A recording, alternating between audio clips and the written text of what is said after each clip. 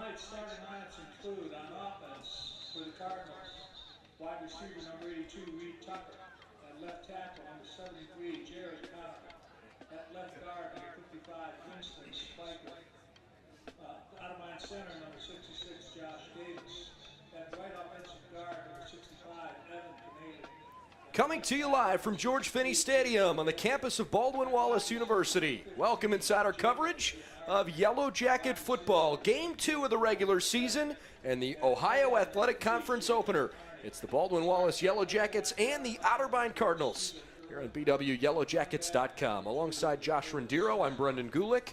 You can see a pregame ceremony taking place at the moment to recognize the 1968 OAC Championship football team from BW. 50 years ago, they won the conference title. It's a special day at BW, and we are very much looking forward to spending it with these guys. On top of that, Josh, we've got an Otterbein team coming in that is coming off of sort of a hard-fought Week 1 win. They beat Ohio Wesleyan 10-7 in a game that took forever because of weather delays. Last Saturday was just kind of a nightmare for them, but they did outlast the battling Bishops from Ohio Wesleyan 10-7. Otterbein still very much trying to figure themselves out. They've got a veteran head coach, and they've played well against BW historically. This is kind of a matchup the Yellow Jackets could use to figure out where they're at early in the year. And not only that, but they're playing almost in the exact same weather as last week. We're on the heels of a monsoon, I should say, that's coming in tomorrow. Good luck to the Browns. But they should come in here and expect the same kind of game plan. For BW, defensively, Otterbein ran the ball 46 times. You can expect that to happen again in a cold, wet weather game. And offensively, look, it's the same situation. Don't expect to pass the ball like you did all over Alma for 63 points. You need to use the depth that we saw last week, whether it be Big John, Nigel Henderson, Troy Colucci, and run the ball and establish yourself early in this game. On the BW side, you referenced a couple names that definitely played a big part in BW's impressive 63-21 season opening smackdown of Alma. 11 offensive possessions, 9 touchdowns, no punts. This team did very little wrong last week and largely came out of the game healthy, although John Murray Jr. banged up a little bit. I think it was a fabulous note for BW to start the season on, and one that should give them a lot of confidence going into conference play. And I think both of us going to the locker room after that game saw the confidence emanating from these young men. And that's something that's good to build off of going into the week. But now you're starting your conference play here in the OAC. And as we both know, the OAC is the best conference here in America. So they should expect a much tougher opponent in much more inclement weather, and they should be ready to go for this tough matchup. Last time these two teams met, well, it was October 21st last year. Later in the season, BW threw the ball pretty well, 325 yards through the air. They had trouble running it. They were held under 100 yards on the ground as a team.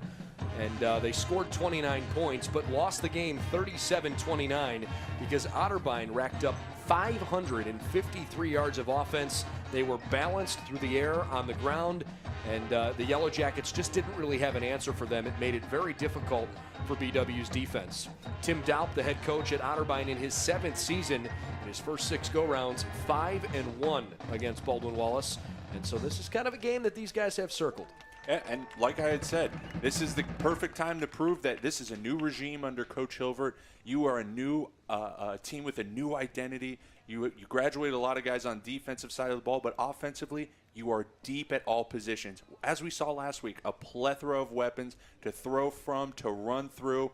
This team has the potential and has the talent to get it done here today.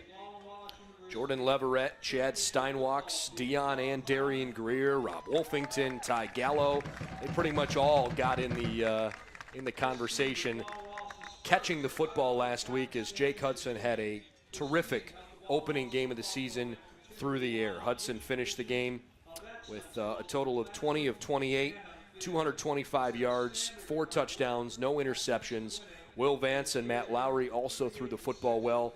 BW 337 passing yards last week. The other thing, and kind of to back up what you said, the OAC, while it is widely recognized as a terrific conference and arguably the best in the country, the conference had a great week in Week 1. Of the 10 schools Only one, Capital, lost their opener non-conference. Everybody else won a game. And while the strength of competition maybe varied a little bit, for example, Wilmington, who's had some tough times the last decade or so, they played a team in Earlham that's maybe more on their level, but they beat them. It was a good measuring stick. Even Mount Union played a pretty good opponent week one.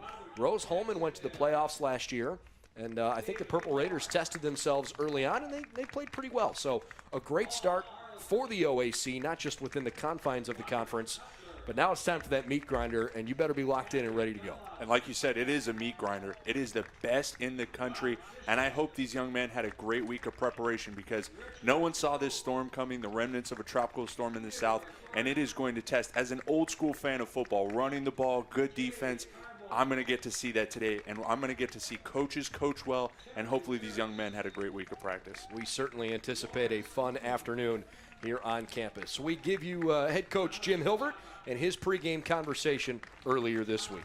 For BWYellowJackets.com, I'm Brendan Gulick. This is our pregame conversation with Yellow Jacket head coach Jim Hilbert before a big game because this opens conference play this week with the Otterbein Cardinals in town.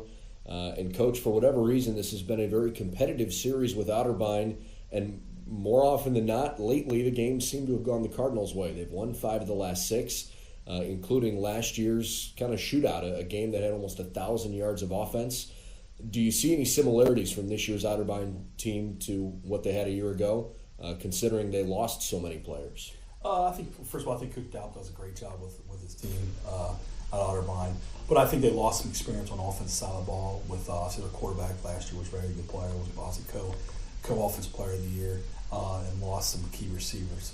But I think their strong points on their defensive line. They got some good players on their defensive line.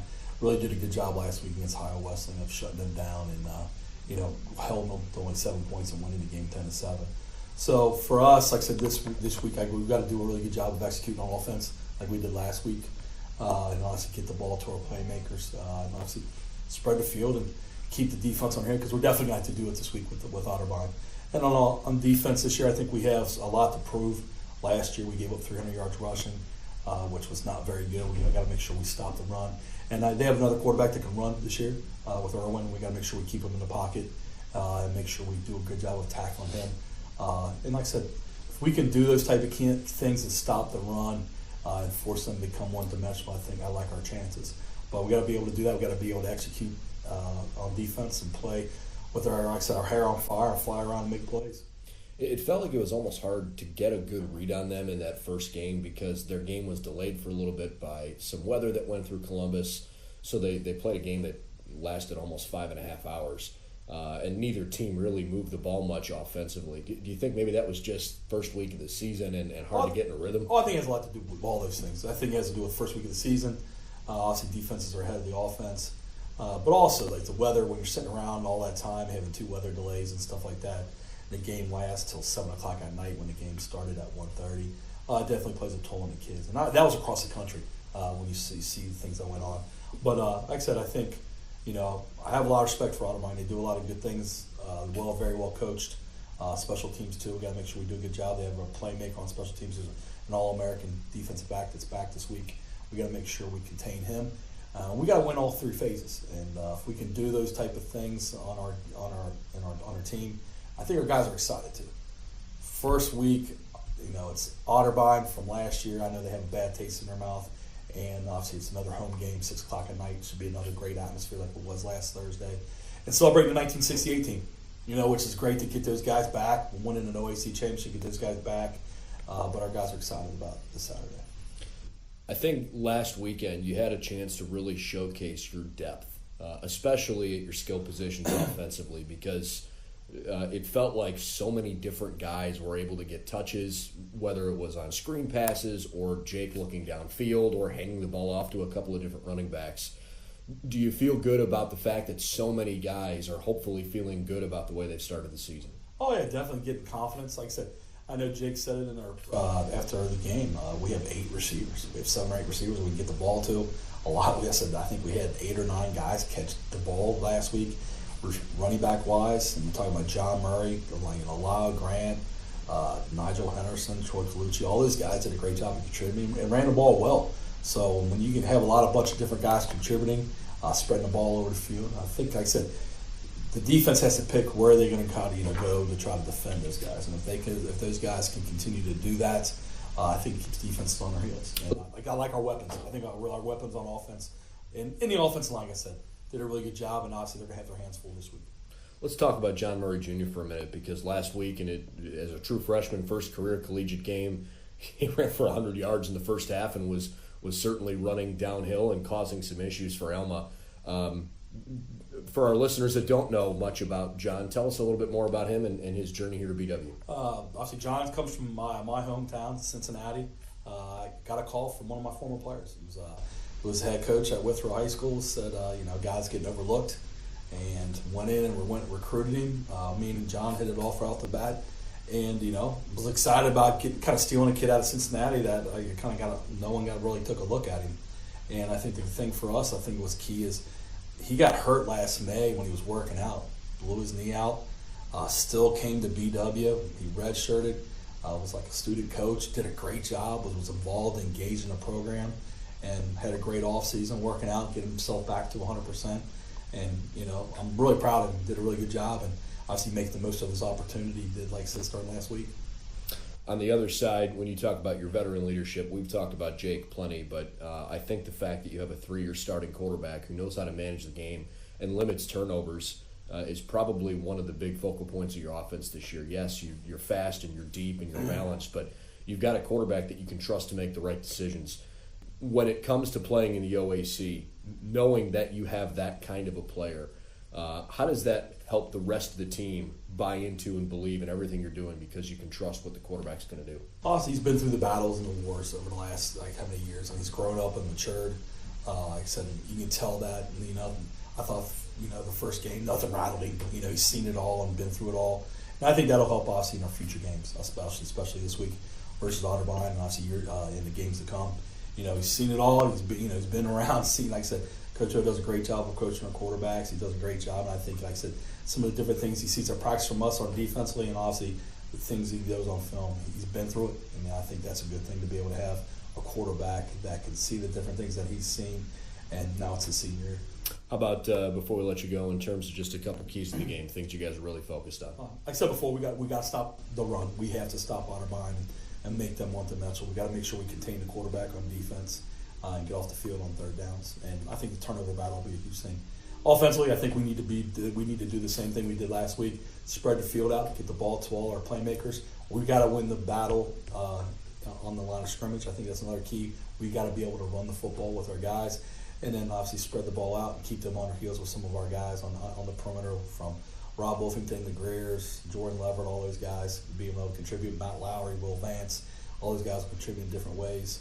And if we can continue our drives on third down, obviously don't turn the ball over, and I think if we can get 6 or more game-altering plays, we have a good shot. Can't wait to see him out there. Good luck. Thank you. All right, more when we come back right here on BWYellowJackets.com.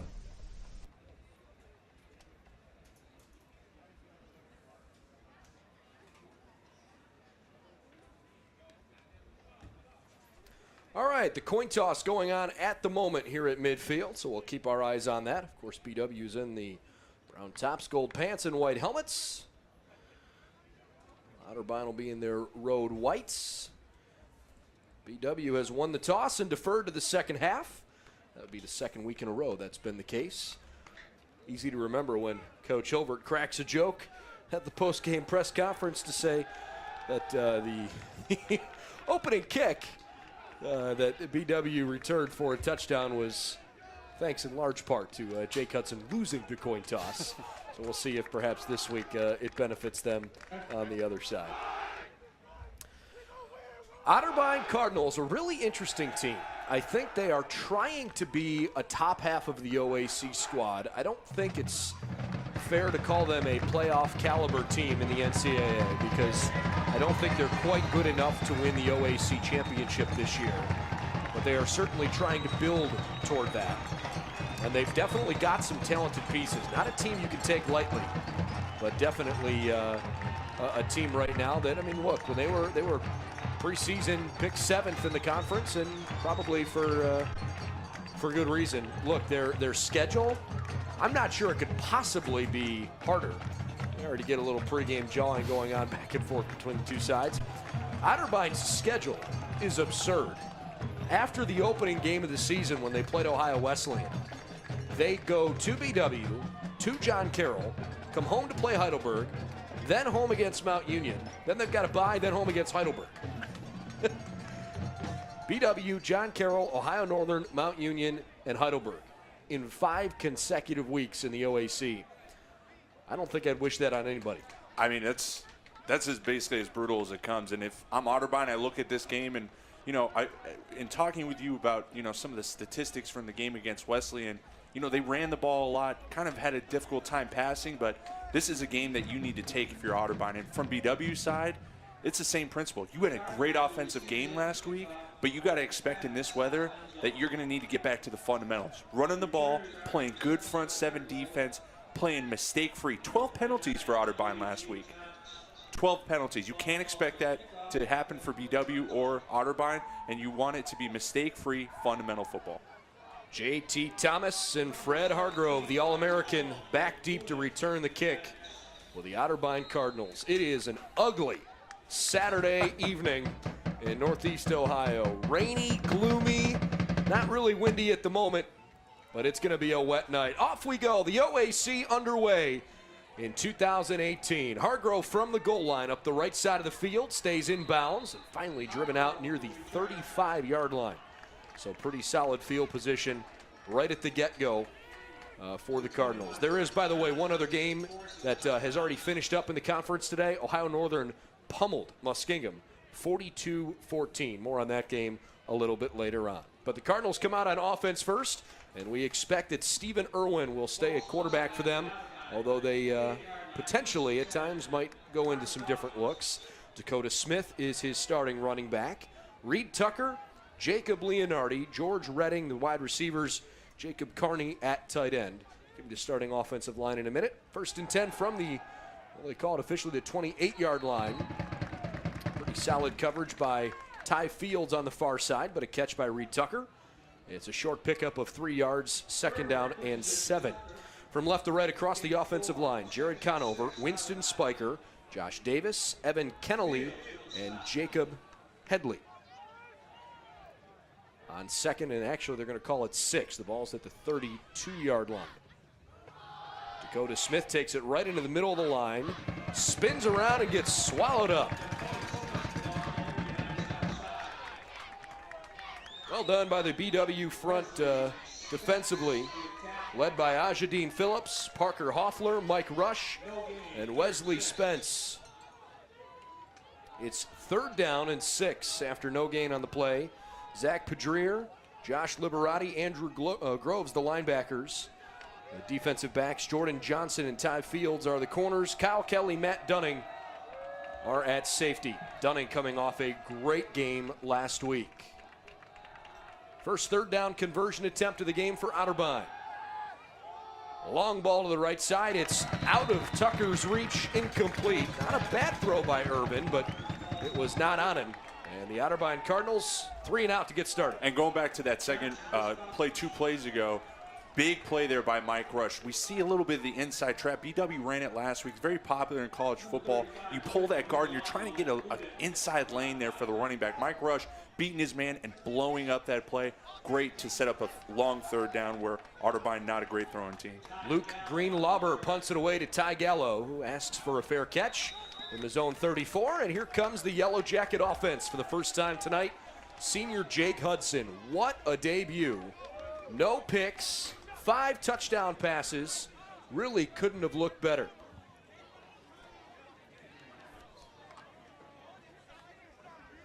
So it's 1st down and 10 from the 35. We are 90 seconds into the first quarter. Jake Hudson goes into the shotgun. 2 receivers to his left. And 1 target split out wide to the right. It's 1st and 10 from the 35. Starting running back today, flanking out wide to his left. Hudson looking around, makes a completion. It's Greer underneath on the little drag route. And a pickup of 3, but a very late flag thrown deep in the secondary. And it might be in the area of Fred Hargrove. By the way, the starting running back today is Lyle Grant, although We do anticipate that John Murray Jr. will play. Give you a chance to hear from our officials. That is not what the All-American Fred Hargrove had in mind at the beginning of the game. Our referee today, Kevin Catafias. Greg Strasbaugh, the umpire. Line judge is Bruce Dernwald. Brian Finnie, the headline judge. Field judge, Mark Pierkowski. Stan Keeler, side judge, and the back judge is Josh Marotti. First and 10 BW after the penalty. It's on Otterbein's side of the field. They're at the 47-yard line. Wolfington split out wide to the right. Jordan Leverett all by himself to the left. It's a handoff, Grant right through the middle, and he's into the second level of the defense. A gain of 5 yards. Tackled on the play by Otterbein linebacker Ryan Tuccio. Starting offensive line today for the Yellow Jackets, Dalton Zanosko, Patrick Simon, the freshman center Jivan Megardician, and he played really well last week. Trevor Pegg at right guard, and the right tackle, Clayton Stanton. You'll also see Dion Greer in the slot from time to time. He goes out to the left-hand side here. Leverett, the motion man. It's an end around. No, it's faked. Hudson keeps it. He gets popped, and the ball comes flying out. Otterbein creates the game's first takeaway when Jake Hudson got rocked. So the Yellow Jackets will have to bring the defense back out. And you use Jordan Leverett as kind of that, motion man with all that speed, as we know, a great sprinter and a great returner as we saw last week. It really forces the defense to go with the motion, but Jake Hudson, you got to cover the ball up. I know as a quarterback, it's not really taught to you. You got to cover the ball up on those power plays, and we see what happens there. So a tough break for the Yellow Jackets early in the game, because it's so slick outside that we can kind of expect to see a lot of guys running the football, but you're right, you got to wrap things up. All right, so Stephen Irwin back to work. 4 receiver look. Dakota Smith, nowhere to go in the middle. He tries to bounce to the outside.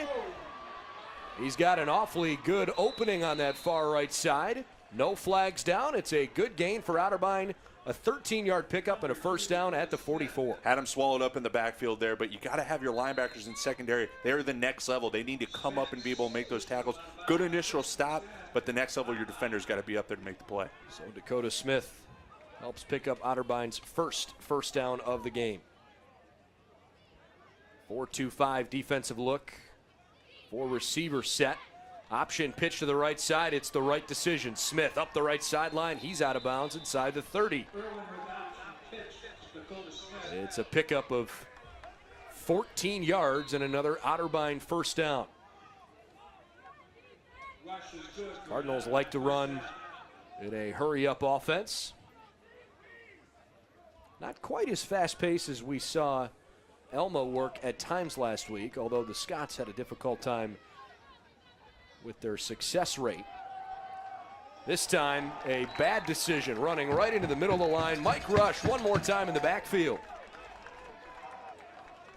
Again, we saw him last possession make a big play on that trap, and right there, just taking his man right into the backfield and taking the ball carrier right to the ground. Love to see that early on. 11-10 left in the first quarter. No score. Otterbein driving after BW fumbled it away.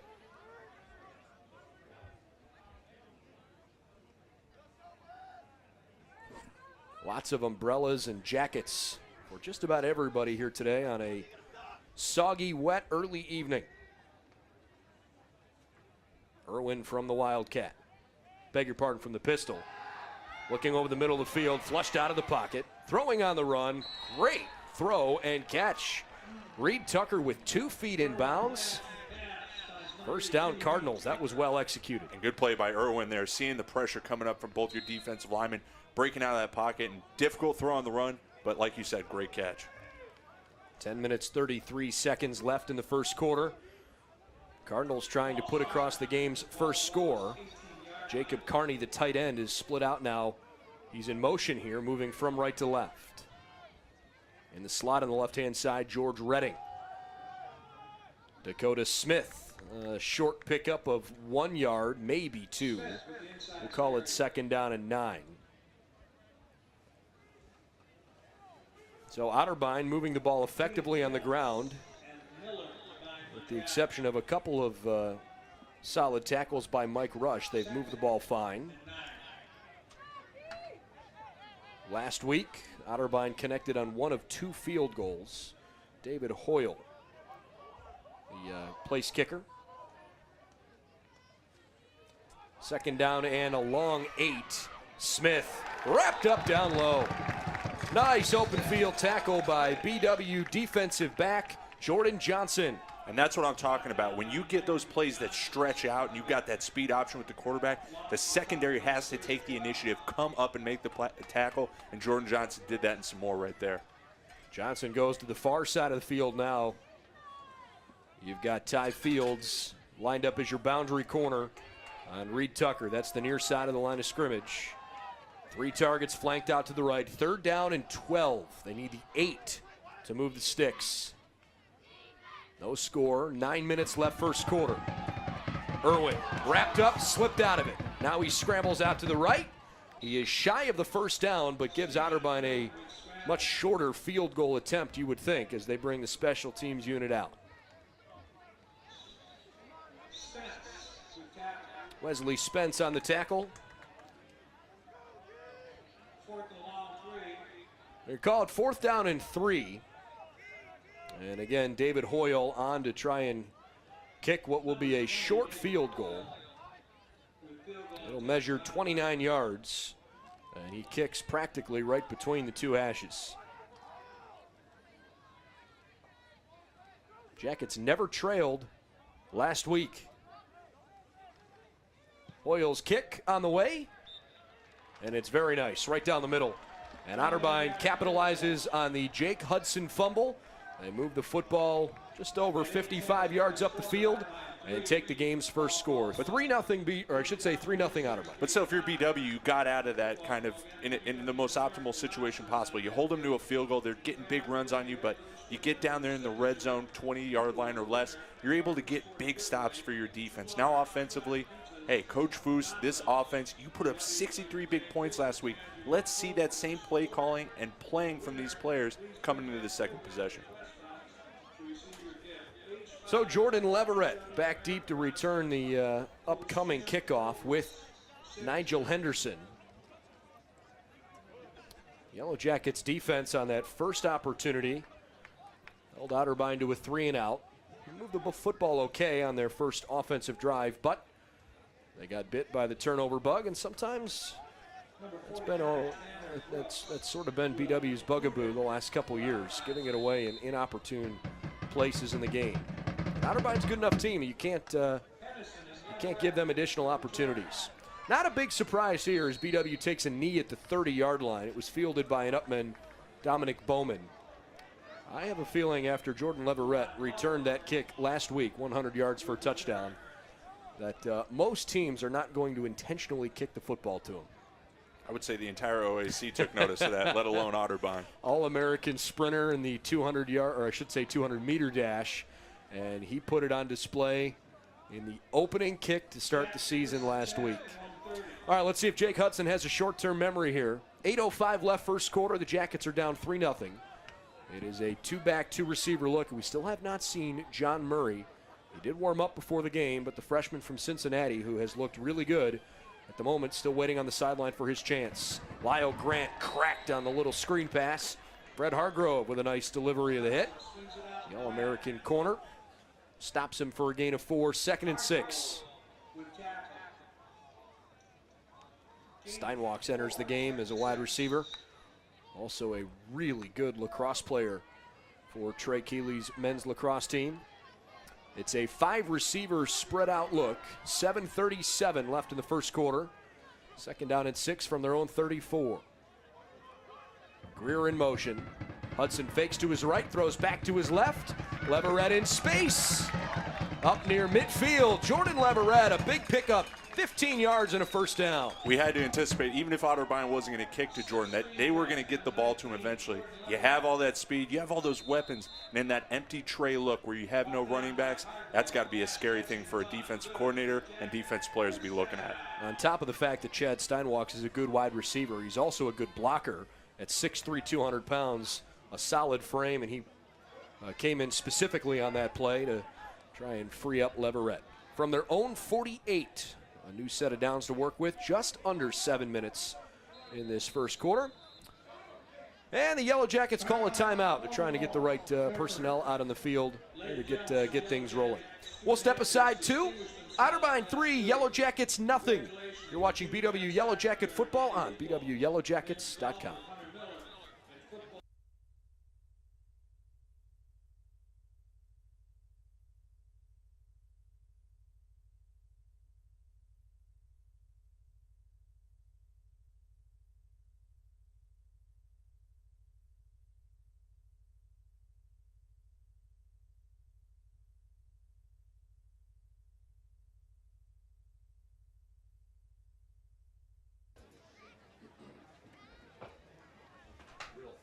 Yeah, I was going to say, you have a Ladies and gentlemen, purse has been dropped. Yeah, Press flat, unfortunately. a small purse. Thankfully, it's on the web, Here not the today, FCC. small purse.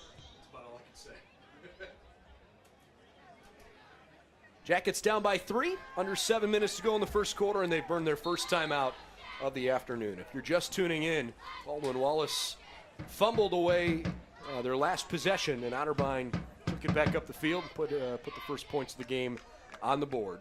Senior Jake Hudson working near midfield. Shovel pass out to Matt Lowry, and he went down in the backfield. He'll lose 3 yards. It's going to be second down and 13. Jackets bring Chad Steinwalks back in and take tight end Pat Orsini out of the game. Orsini was not available last week. Mitchell Yell did all of the tight end duties for the Yellow Jackets a week ago. But Orsini, when healthy, the number 1 tight end option. See what Hudson can do on 2nd and 13 against only 3 down linemen here. He's going to keep it himself. And Otterbein clogged the gaps nicely. Nowhere to go for Hudson, maybe just a 2-yard gain. And you see on that carry there, I'm watching Jake Hudson's body language, going in that hole, basically standing straight up. That shows a lot of, not confidence in running the ball, especially in this weather, and maybe that fumble playing a little bit into his mental preparation and how he's taking this game from this point forward. I'd really like to see him run the ball. We saw a lot of running back depth last week, and you have all these weapons on the outside. I can't understand why they're not opening it up a little bit more. So the Yellow Jackets face a 3rd and 11. They need Otterbein's 42 with 5:38 left in the first quarter. Trips to the left, Greer in motion. Hudson under duress, steps up in the pocket, and he got crunched. Big time hit by Otterbein defensive lineman Nigel Chapman, and BW forced to punt the football.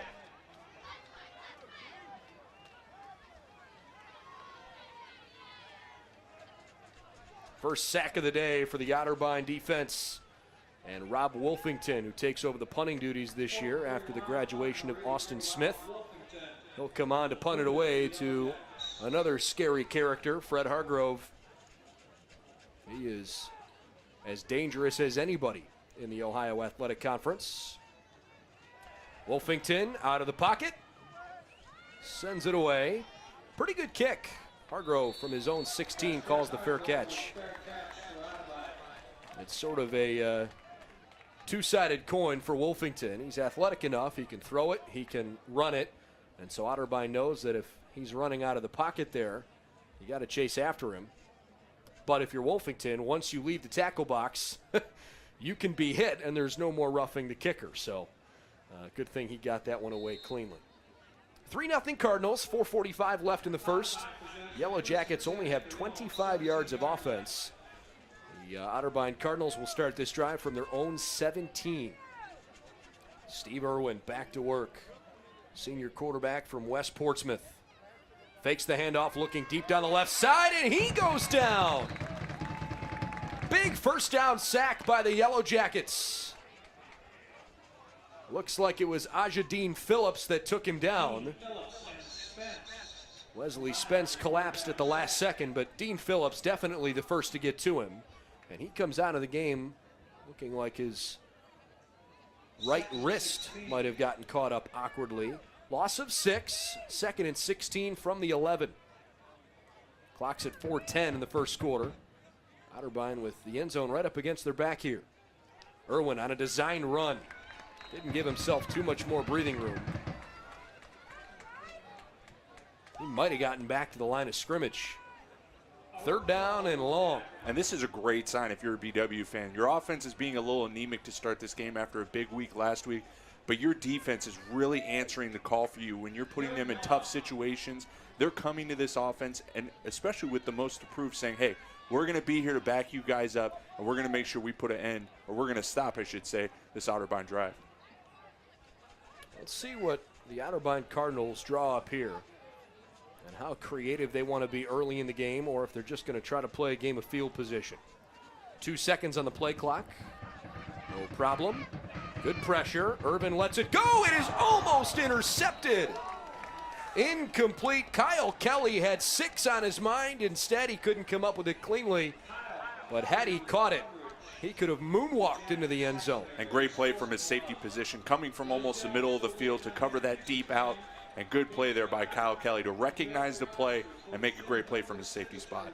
3:16 left in the first. Otterbein will punt from their own end zone. Ty Gallo stands right at midfield. Flag hanging limp right now on this rainy, wet night. Punt away from Greenlauber. And it checks up right about the 46-yard line. Terrific field position for BW as we get started here from what will officially be the 47-yard line. Otterbein, that last drive, officially lost yardage.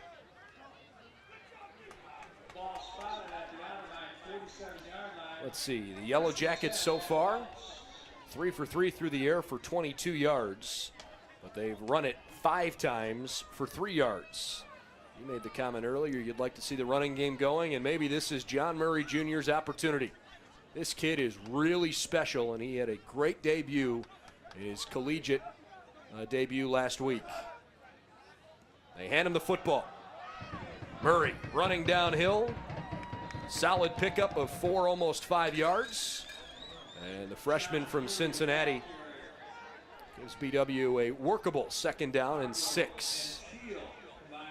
12 carries, 99 yards in the first half for John Murray Jr. last week. Inside 3 minutes, a little tempo option here. Hudson didn't like what he saw, so he goes back to the sideline. 2nd down and 5 upcoming. It is officially a 5-yard gain. Leverett, Greer, Wolfington, the wideouts. Orsini, the tight end. Greer is in motion. And on the fake handoff, Hudson rolls out, throws across his body, right on the money. Steinwalks actually with the catch, not Jordan Leverett, but Chad Steinwalks inside the 30. It's an easy 1st down. Same personnel for BW. Otterbein trying to get aligned. BW snaps it quickly. Murray hesitates, cuts back through the left guard and left tackle. And he's got a pickup of 5 yards here. 2nd and 5 coming up.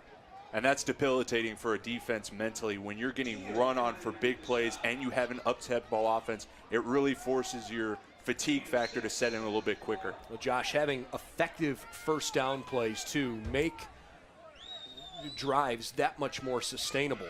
And picking up 4 or 5 yards on 1st down has helped BW here. Murray got a handoff there and got ripped to the turf. Nigel Chapman's been a load here in this 1st quarter. He sacked Hudson on 3rd and long to end the last drive, and now he stuffs John Murray Jr. behind the line. And that looked like a misassignment on that inside zone. That guard and center, I know we said that we have a freshman here starting at center. He needs to be able to call out those calls on the line of scrimmage, recognize the front, recognize and assign whose man is who. 1:20 left in the 1st quarter. Jackets are down 3-0. They'd like to change that here. Greer from left to right, great protection, right over the middle. Wolfington's got the 1st down and more. Also a flag in the backfield.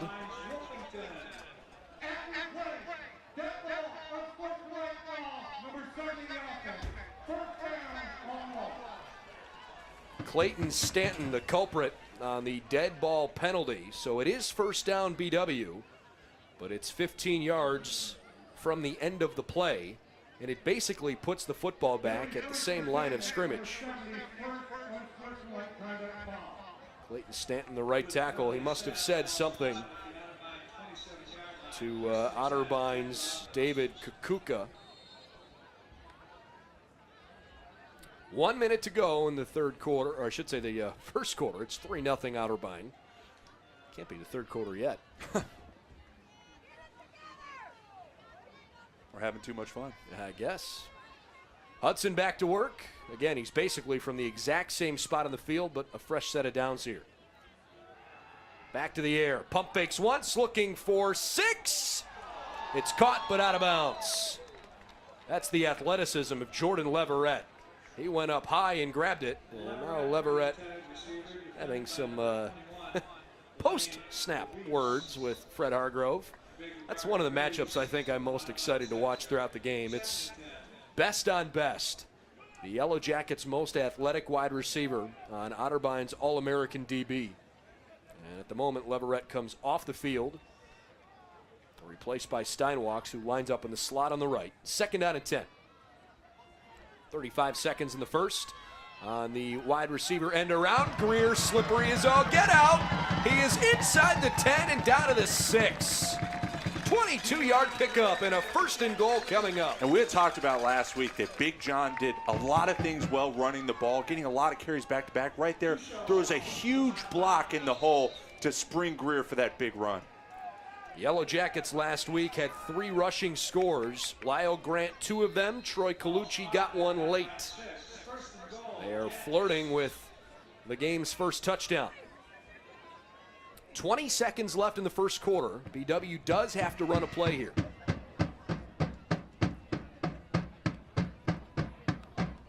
John Murray Jr. wiggling through the middle, spinning and lunging down inside the 5. I think he picked up about 2 yards, and it's going to set up 2nd down and goal. That's the end of the first quarter. Otterbein has a 3-0 lead over the Baldwin-Wallace Yellow Jackets, and instead of taking a timeout, we've got a fun opportunity here at the end of the first quarter to talk with a couple of the 1968 OAC champions, Jim Westbrook and Vern Sharbaugh. Go ahead and put that on. You hear me okay? Yes, I can. Perfect. Well, first of all, welcome back. Thank you. What a cool opportunity to be recognized. First of all, tell us what the pregame ceremony is like and kind of what the week has been like leading up to this celebration. Well, Vern did most of the work in contacting all of the players that we could get a hold of, and mostly juniors and seniors showed up for this, but we did have a couple of freshmen, which was a real surprise, and we're happy that people made it, and we're sorry that some of the people that we played with couldn't make it. Sure. It's disappointing when not the entire team can come back, but I'm sure 1968 was a magical season. A chance to win an OAC championship, and as time has gone on, and it's proven to be so much, increasingly difficult over the years to repeat those kinds of efforts. What did it mean to you guys when you won it back then? Well, we're the first team to win an Right. OAC championship, and I guess blowing some smoke, we sort of set a standard, and which continued on for 38 consecutive winning seasons, which we're proud of. Absolutely should be. Pretty cool. We'll continue to visit with Jim and with Vern here momentarily, but it is 2nd and goal from the 4, and we don't want to take away from the game itself at the moment. John Murray Jr. still in at tailback.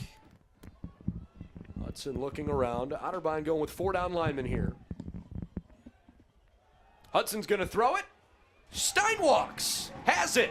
Touchdown, Baldwin-Wallace. So Chad Steinwalks catches it in the corner of the end zone, and BW on the first play of the second quarter takes a 6-3 lead, and they bring the extra point unit on. How has the game changed from when you guys played 50 years ago to where it is now? You know, we played for a unique coach in Lee Tressel, and he was ahead of his time so far. We were running a run and shoot with 4 wideouts back in 1968, and he was so creative as a play caller. When we were a team, I'll let you call this. Well, it's up and good, no problem on the extra point. I mean, for example, we were a team that, first team that ever guy went in motion and started doing cartwheels. And as everybody watched the cartwheels, we ran a counter the other way. And, I mean, he was so creative that way. We had another play they called the dead man play. The dead man play. We had a guy go in motion and collapsed. And then, so he's dead. Now the quarterback sees him, and he runs over to him, kneels down. As he runs over, the ball snapped. We ran a sweep to the other side.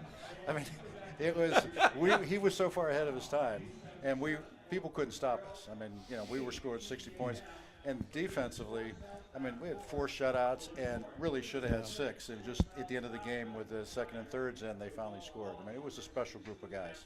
So much fun. As far as the defense was concerned, Lee Tressel, he was ahead of his time, and a lot of the other high school coaches in the area copied his defensive schemes. I can imagine why, if it was that effective. On the ensuing kickoff, Hargrove from his 15-yard line. He's kind of waiting to see what comes up in front of him. That turned out to be a pretty good idea. Across to the 32-yard line. 14:48 left in the second quarter. Jackets lead at 7-3. I want to ask you a little bit, Verna, about this book I'm holding. It's basically, as I understand it, an encyclopedia of BW football called And We Must Excel, written in part by Bill Nichols. But what goes into creating a book like this, and then where can fans find it? That's a good question. I don't know where they can find it, but I know Bill Nichols did a phenomenal job of going back to the history, of BW. And because there were so many great players and so many great coaches over the years, and he was able to do a super job of critiquing each one of those years. On a first down carry, a modest pickup for Otterbein. We'll call it 5 yards and second down and 5. What did it mean for you guys then, and what's it mean to you now to have played here at BW? I'll let you take it, Jimmy. Well, I came out of Elyria High School, and coming to BW is like family. The team, we all came from diverse areas and diverse backgrounds, but when we got here, it was like we were a family. And even today, I literally mean today, it was like old home week. We just came back together as a family.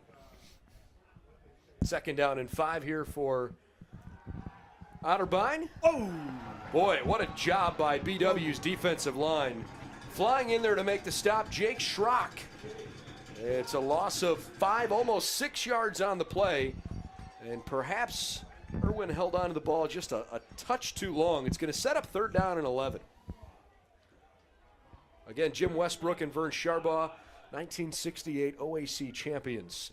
And the first OAC champions from BW joining us here at the beginning of the second quarter. Vern, what did it mean to you? It changed my life. And you're holding the book that says, we must excel. We had an experience, I guess it was our junior year, when Lee Tressel brought in Eddie Finnegan, who was his coach in college. Irwin makes a nice pass over the middle of the field, but it is shy of a first down. Caught on the play by Dean Supelak. And Otterbein will consider what they'll do here on 4th and short. Looks like they'll bring a special teams group on. Anyways, he brought him into our locker room, and Eddie was dying of cancer. And he came in, he was probably 90 pounds. He had an old, top coat hanging on him, an old fedora. And he spoke to a team for his last time. And he spoke to us. And he finished with something that really changed all of our lives. He said, when it's all said and done, all you're going to have left are memories. So make them the best damn memories that you can. And that affected us. From that point on, we won 11-1. We lost to Akron. It was our only loss. And they weren't in our conference that year. They had left the previous year. Right. And, we played them actually. Whoever won was going to the Tangerine Bowl. And but that had such a profound influence. And, I just love it when he has the title of the book, We Must Excel. Because in the gymnasium, there was always a banner up that said, it's easy to be ordinary, but it takes courage to excel, and we must excel. What a powerful memory. I can't imagine how cool that must be to continue to reflect on that. Outstanding punt by Otterbein. It is 7-3 BW, 12:21 left in the second quarter, but the Jackets have the entire length of the field to work with here. They're back on their own 5-yard line as Hudson goes back to work, and Lyle Grant is in at running back now. Jake on a design run play for himself, picks up 4 yards. Solid effort, runs over the right side, second down and 6 upcoming. Now how about as alums, but when the team won the national championship, I would say it was roughly not quite 10 years, right, since you had gotten out? Yeah, it was 10 years. Yeah, 10 years since you had gotten out? Okay. as an alum, and I assume you still felt connected to the program after you left. Definitely. Had to be an incredible We were experience proud. to win the national title like that. We're definitely proud. Definitely proud. Lyle Grant Yeah. trying to bounce to the outside, and he's wrapped up. See, the difference when we played, it was large school, small college. They didn't have the different divisions 1, 2, and 3. So, we were sort of upset when we went 3 because we felt we could play because at that time we were scheduling the Youngstowns, the Akrons, the Eastern Michigans. And in fact, the year after we left, they went up and beat University of Connecticut. Yeah. How about that? UConn. Yeah. I mean, Valparaiso, Evansville. I mean, we played a lot of people that were, pretty darn good people. I to kind of echo that in just a second here, as Hudson is set up with a 3rd and 7. Darian Greer in motion. Jake from his own goal line over the middle, and it slips through Steinwach's fingertips, incomplete. I saw a picture on Twitter today, actually, of a football in Ann Arbor in a trophy case, but it was a remembrance of, as I understand it, the trophy case remembrance of all of the games that Michigan had ever played. And there was a game from a long time ago when Michigan had played Marietta. Right. And they had remembered that. And actually, I, for whatever reason, was combing through Ohio State's media guide the other day and saw that the most rushing yards that Ohio State has ever put up as a team in a single game came against Mount Union. And that was back in the 60s as Hargrove pulls in this punt. And he is tackled after running laterally, stays on his half of the field. Ohio State ran for 718 yards against Mount Union in one game, beat them 59-0. So anyways, for those who don't remember back in those days, there really wasn't that distinction between Divisions 1, 2, and 3. It was fun to have some small schools play against big state schools. That's all right. We and that beat happened a Mount lot. Union that year. It's a 68, we terrific beat Mount memory. Union. Hasn't happened here in a little while, but the Jackets are absolutely working toward it. Times have changed. Last thing I want to ask you before you go is, I don't know if you guys will have the opportunity to address this year's team, but should you, I'm interested to know what you would tell the guys out there here in 2018 as this drive starts from the 48-yard line and a pickup of maybe 1 on a handoff over the middle. What would you say to the guys that are playing on the sideline now if you were to give them advice or something that you remember? The game is a lot of fun. Enjoy it. Enjoy it as best you can, but it's also a lot of work. It's a lot of hard work, and you're going to be a better person for having gone through it.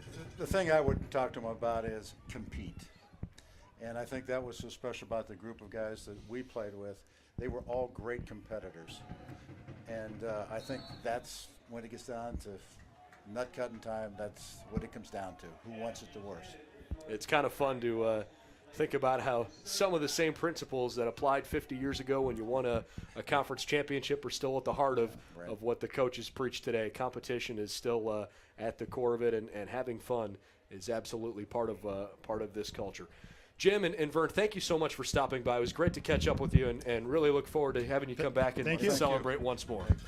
All right, Jim Westbrook and Vern Sharbaugh, 1968 OAC champions for Baldwin Wallace. Otterbein calls a timeout, 10-10 left in the second quarter. 3rd down and 9. We'll be back in just a moment. In your football.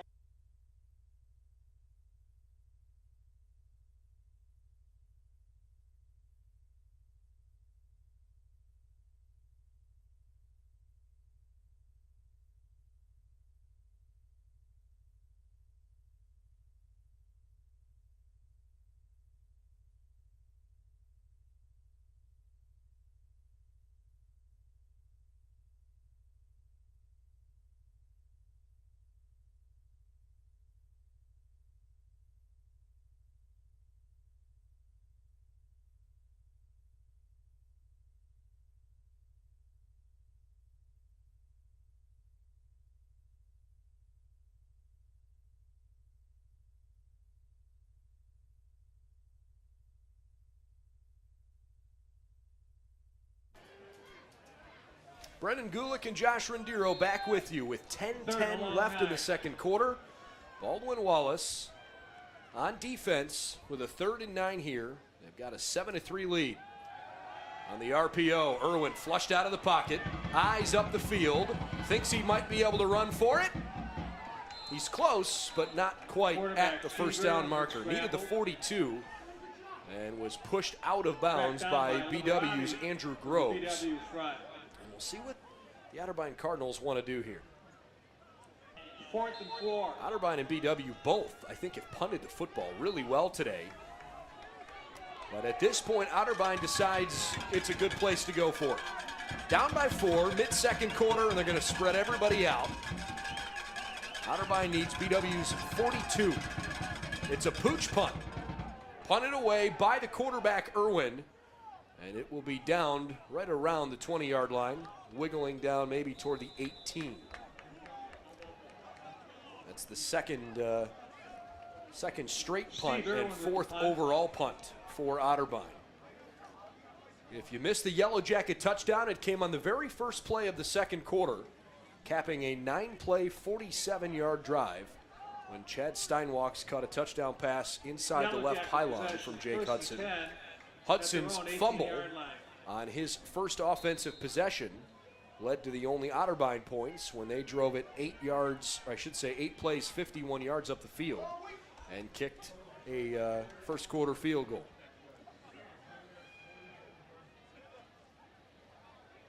Darian Greer moved before the snap there into the backfield. Lyle Grant up to the 21. A 3-yard pickup on first down. It's 2nd and 7 coming here. Josh, what's your impression of the way things have shaken out where you wanted to see a lot more running early in this game, and now Nigel Henderson comes out? I'll tell you what, I talked about it earlier in the game. We knew the inclement weather was going to happen. We knew that we were going to have kind of an old-school football game. I'm very impressed with the coaches on both sides of the ball, playing field position, really kind of playing to the strength of their team. And this is a good opportunity here for BW to really say, hey, let's go up 14-3, and let's show them that we can get it done here. Henderson cracked in the backfield and dropped for a big loss. Henderson with the quick pitch. 5-yard loss on the play, and again, Nigel Chapman having a big game along with David Kukuka. 3rd and 12. And to go off that, as much as, both coaches are doing, or both coaching staffs, I should say, are doing well, a lot of the mistakes by both teams are the teams just beating themselves. Whether it be the fumble by Jake or a lot of missed assignments on inside zone reads that are really your bread and butter, this is not the time to be doing that this early in the season. I'd really like to see them corrected here, moving forward. Both teams with season opening victories last week. Hudson on 3rd and 12. Somehow escaped 1-2 sacks, but not the third time. Jake Harper helped stunt his movement, and then he was swallowed up by the rest of the team. Nigel Chapman probably credited with the sack. And for the second time, Rob Wolfington's going to punt standing in his own end zone. And that's also the second time that Otterbein has only rushed 3 and still gotten to the quarterback. If you're an offensive coach for BW, and especially the offensive line coach, that is very unacceptable. You need to have at least doubles on your wings and have that one-on-one with your freshman center on your nose. You should not be giving up any pressure against 3 down linemen. I wouldn't be surprised to see some adjustments made to that defensive look. Brett Hargrove with the fair catch at BW's 46. And now Otterbein has a short field to work with. Last week, we saw offense galore. We saw gaudy numbers for both teams. We are in the middle, and I mean the smack dab middle of the second quarter. 7.5 minutes gone, 7.5 to play. BW has 83 yards of offense. Otterbein has 69 yards of offense, and the time of possession for both teams within just a few seconds of each other. How about this big blow up in the backfield? Started by Jack Bauer, and then the rest of the team flocked through the line of scrimmage. Pretty well done by Wesley Spence, Parker Hoffler. Terrific effort. 2nd down and 15. Now it's back on Otterbein's half of the field. By the way, the running back there for Otterbein is wide receiver George Redding. Dakota Smith, who had been the starting tailback, is not lined up. And Luke Schmeling is now in at quarterback. He's going to keep it.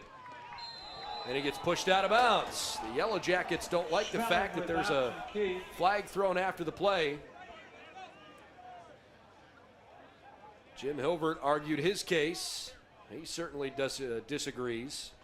Technical personal foul, number 1 of the defense, 15-yard penalty, first down. So the late hit out of bounds on Ty Fields backs the Yellow Jackets up defensively here. BW 7, Otterbein 3 in a slugfest. Maybe it's more of a slop fest. It is nasty outside. The rain is consistent. It's not pouring, but it's raining firmly enough. 1st and 10 for Schmeling. He's going to run this one right up the middle and absolutely nowhere to go. 16, Luke Schmeling with quarterback draw. That was a pretty solid wrap-up form tackle by Josh Liberati. Right. And Jackets bring Tino Arocho in off the sideline. He's a nose tackle. And they'll also check in linebacker Chris Burnside here. 6 minutes to go in the first half. Otterbein last week really struggled to move the football. It's been a similar story today. Schmeling, solid pass on a 8-yard slant over the middle. And Otterbein moves the football up to about the 26. Call it 3rd down and 3. Cook on the reception. Andrew Groves with tackle. Casey Cook, a junior from Canal Winchester. 3rd and 3. We'll see what the Yellow Jacket defense is made of here. Neither team has converted a 3rd down today. Otterbein 0 of 5, BW 0 of 3, which makes BW's 9-play scoring drive that much more impressive. 5:14 left in the first half. 3rd down and 3.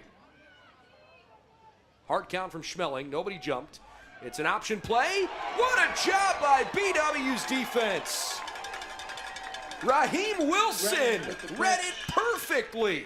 And a huge loss probably takes Otterbein out of field goal range here. And a great play there by Wilson. What you're trying to do if you're Otterbein on that play is you stack this one side of the field heavy with receivers to try and get that option play open. And good job by the coaches and players to recognize that, get to that open side of the field. Good play by Raheem Wilson there to make a great open field tackle. 10-yard loss. It's 4th and 13. The Yellow Jackets moved. It's a free play.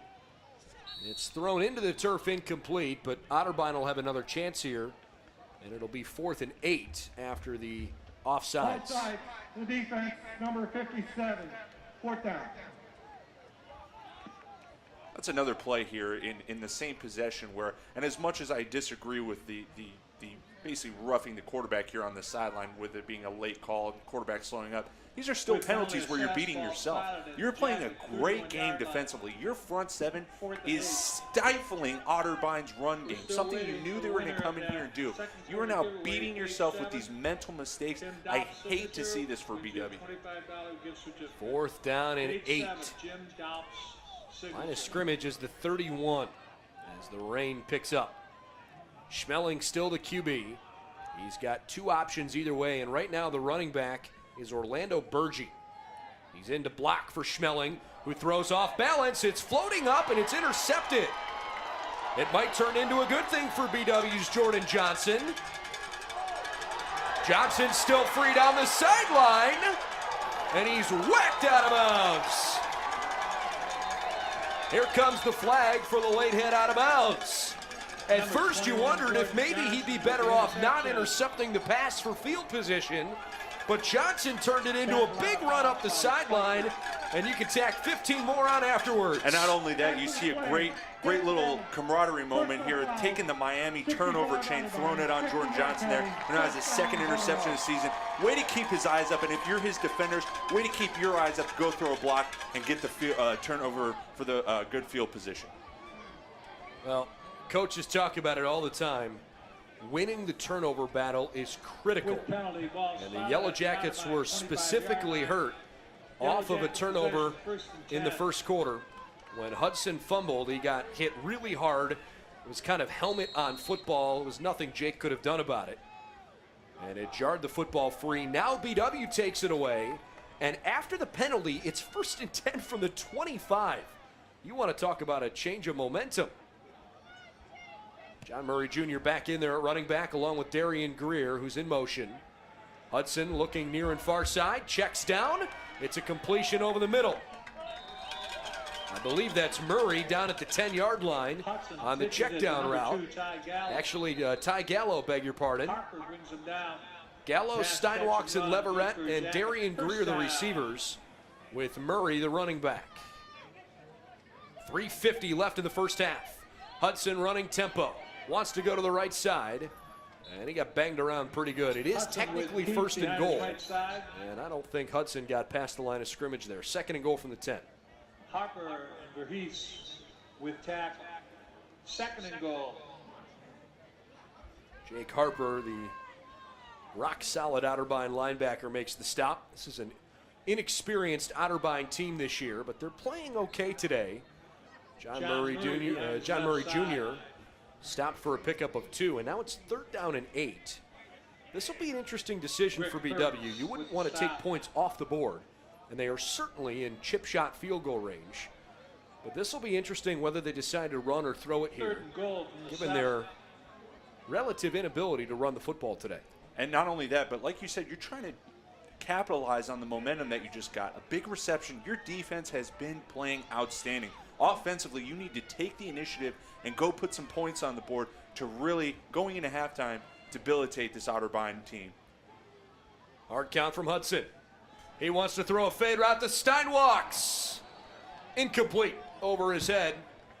No flag on the play, although Chad thought perhaps it was warranted. I think it was pretty good coverage by Otterbein corner Demetrius Shannon. It's 4th and goal. I like the play call. Steinwalks caught one last time. He's about as athletic as they come, so let him go up and try to make a play. And now the Yellow Jackets have a chance to try to push their lead to 10 points with Jimmy Marshall coming up. Marshall's field goal try is from 25 yards, not particularly long.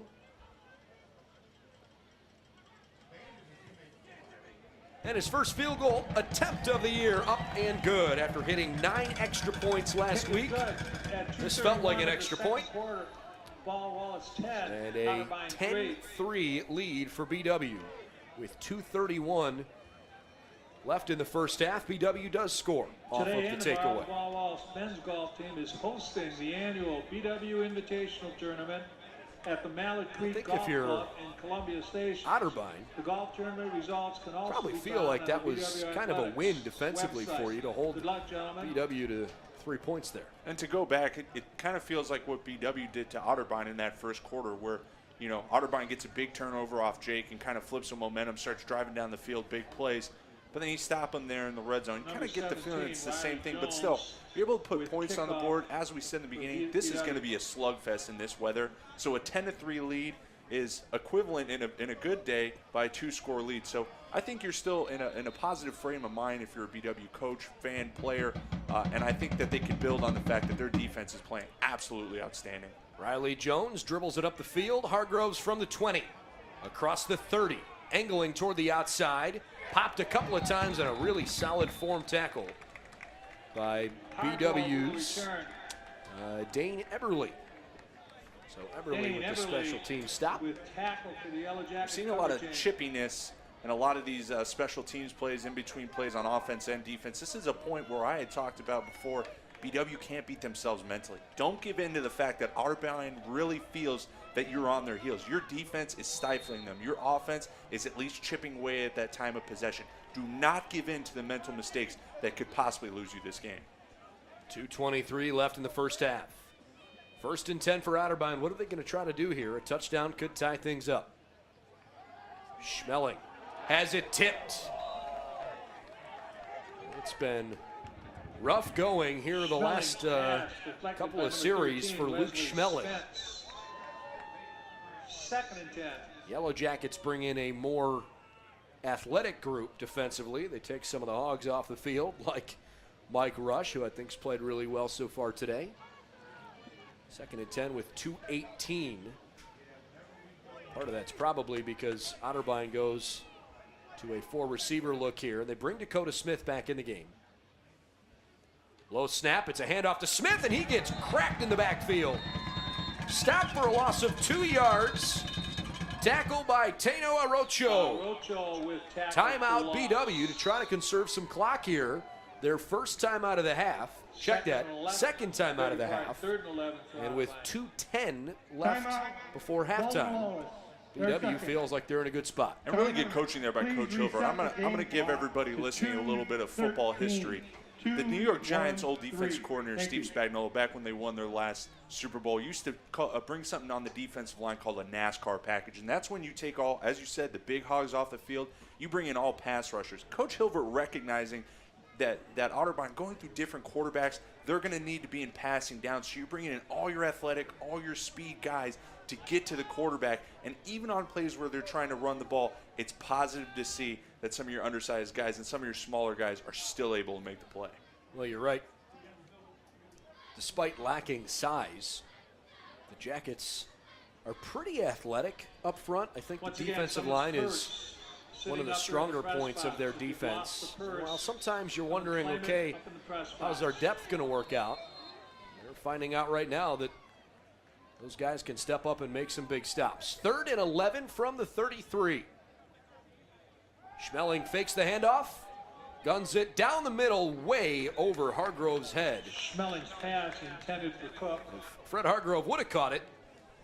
I'm not sure anybody would have caught him, Kendall although Anthony in Kendall coverage was for close to him. Jacket secondary. And Otterbein has to 4th and punt it 11. here. 4th and 11 with just over 2 minutes left.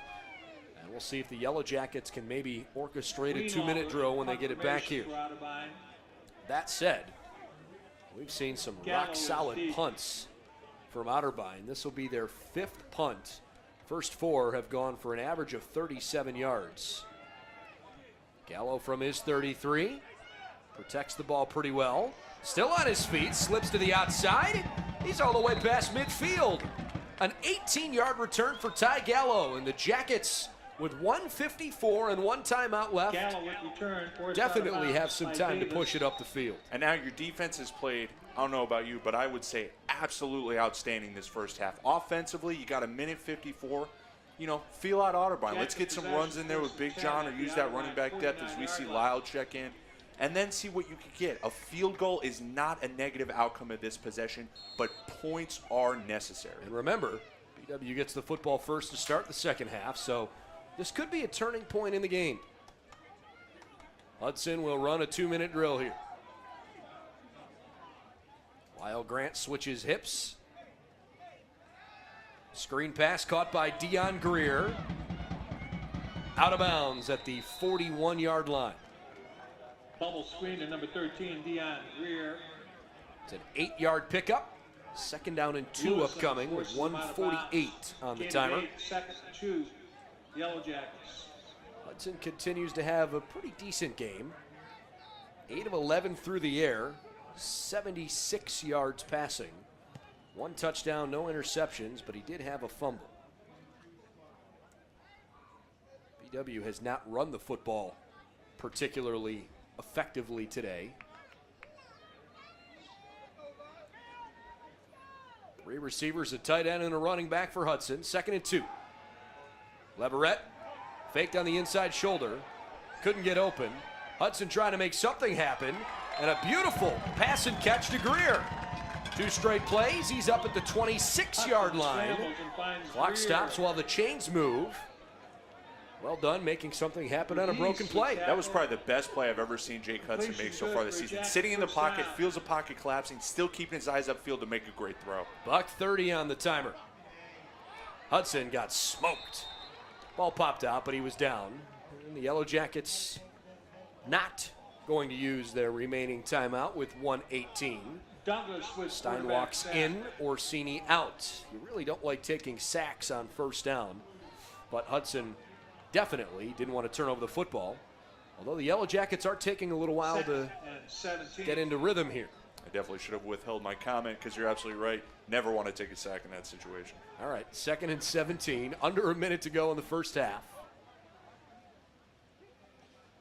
Hard count. Hudson, good look underneath. Wolfington, one of the captains, wiggles out of bounds at the 16-yard line. That's what he needed for the first down. It should be enough to move the chains on a 17-yard gain. The sticks do move on the far side of the field. 8th first down for Baldwin Wallace. And the clock halted at 44.8.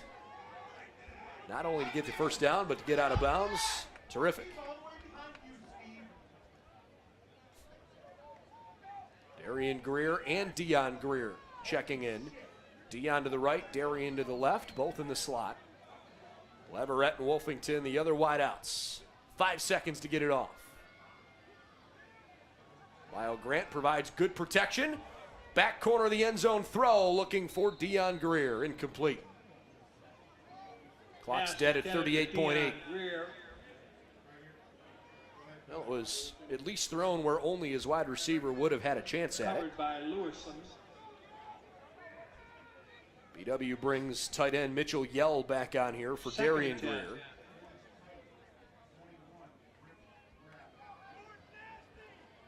Lyle Grant stays in at running back. We've seen John Murray Jr. sparingly today. He's looked fine when he's been in there, but hasn't played nearly as much as he did last week. I think he's still nursing a sore ankle. On 2nd and 10, play action rollout. Hudson. Well, that was a really nice effort. Wolfington couldn't complete the catch, but Hudson only had one opportunity. Now it's 3rd and 10 with 31 seconds. Colton Miles with coverage. 3rd and 10. Otterbein's generating a pretty good pass rush this drive. And this is a very interesting position here with 31 seconds, as he said, because you have a bunch of plays you can run. You can take your shot for the end zone, or you could run the ball, get this clock going, run your special teams on, and kind of, get 3 on the board as halftime expires. But if you go for the pass play, you're basically giving Otterbein a free timeout and a little bit of change to do something. Otterbein's got 2 timeouts left. That's correct. And I would think they'd use one. They're going to give Fred Hargrove as many opportunities to touch the football as they can. Hudson throws it backside. Lyle Grant, he's in! Touchdown, Yellow Jackets! A 16-yard score. And again, another play where Jordan Leverett going in motion, the defense training their eyes on all that speed running, and the back able to run a wheel coming out of the backfield, get wide open on a mismatch on that man defense, and get an easy touchdown. Huge late first half touchdown for BW. They have lost 5 of the past 6 games to the Otterbein Cardinals.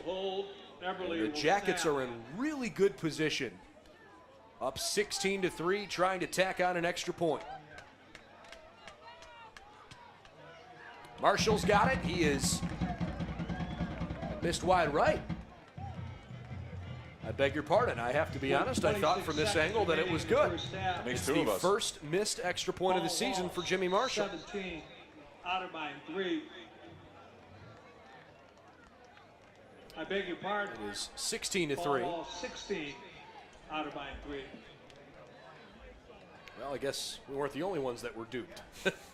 All right, well.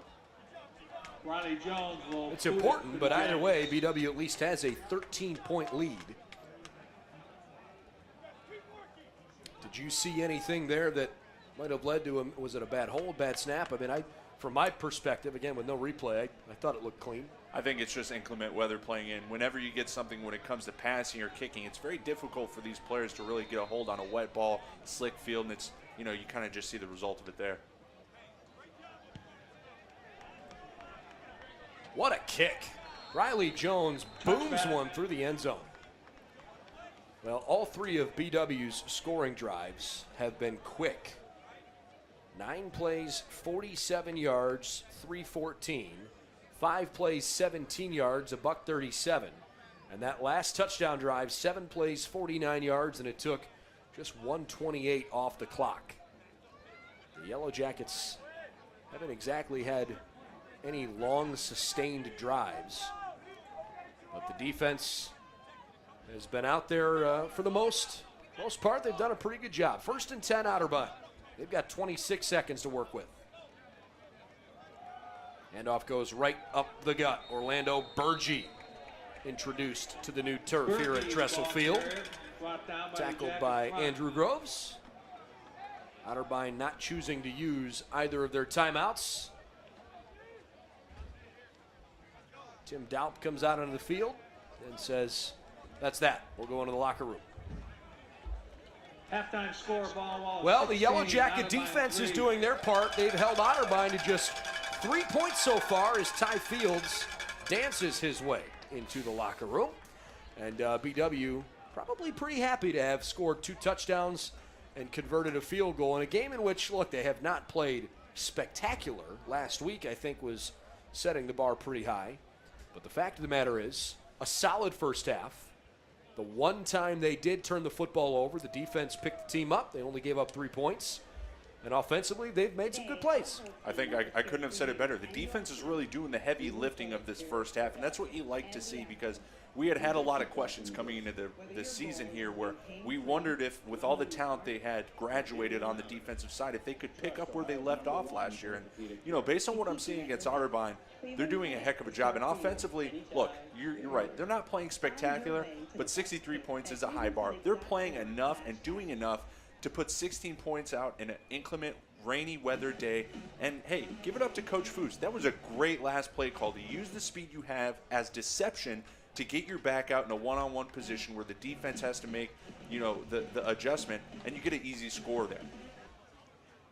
Well, I think the number that stands out to me most on the statistics at halftime, Otterbein has 64 total yards Halftime clock. of offense as the referee signals for the halftime clock to start. There it goes. Yes, 64 yards for Otterbein, 2.2 yards per play.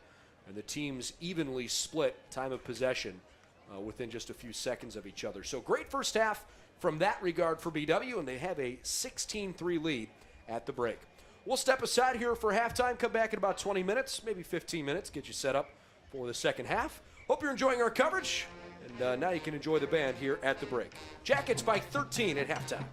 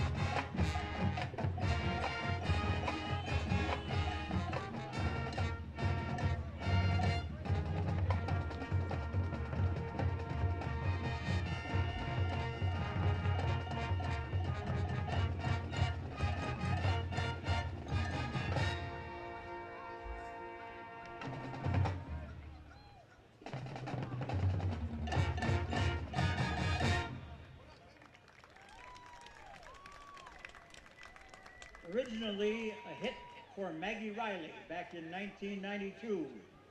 This next infectious tune was reworked in a Eurodance groove by the German trio Cascadia. We're proud to present Morgan Zeleny, our featured twirler, majorettes Madison Hancock and Emily Garrett, as they perform to Every Time We Touch.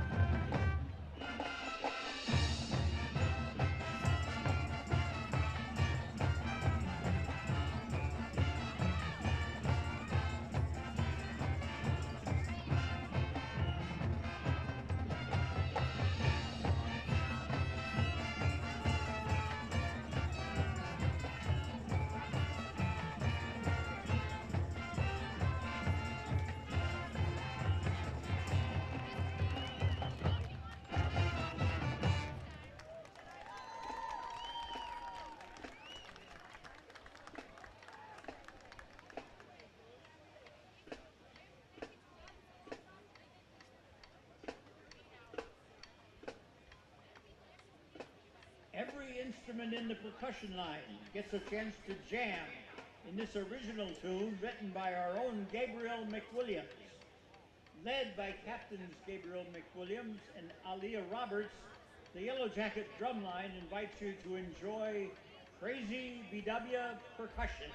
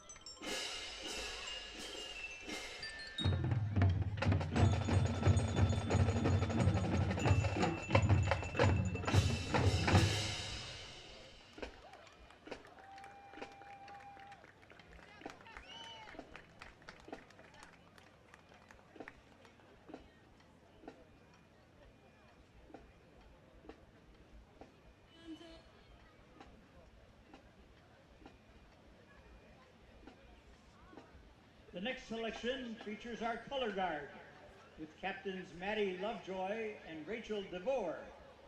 From the exciting sounds of the group ABBA, we begin with I Have a Dream and then transition into the upbeat tempo of Mamma Mia.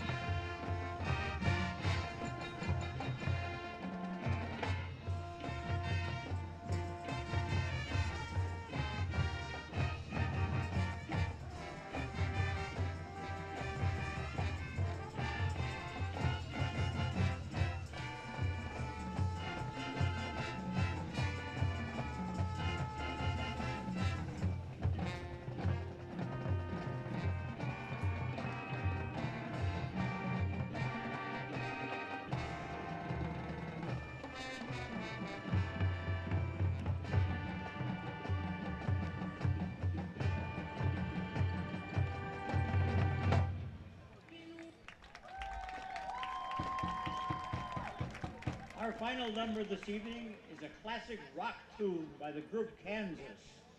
This special arrangement uses gutsy bass lines, strong ensemble phrases, and contrasting softer sections to make this a perfect closer for our show this evening. Carry on, wayward son.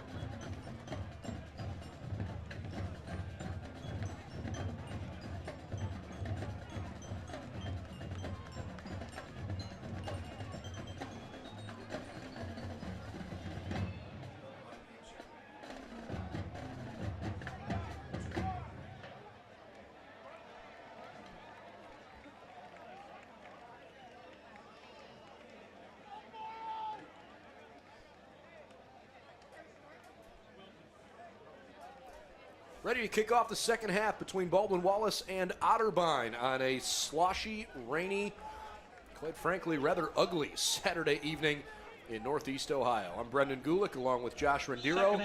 BW 16, Otterbein 3, and the Yellow Jackets will get the football first to open the second half. Nigel Henderson and the very dangerous Jordan Leverett back deep to return, and Otterbein says we're not even going to try to kick to them.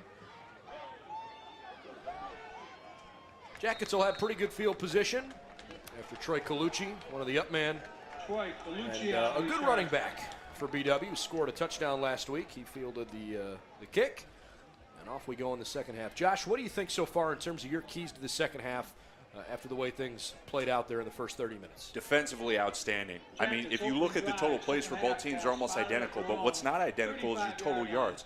BW with almost twice as many yards as Otterbein's offense, and that's solely because of their defense. Offensively, look, these backs need more carries. We see Big John in the game.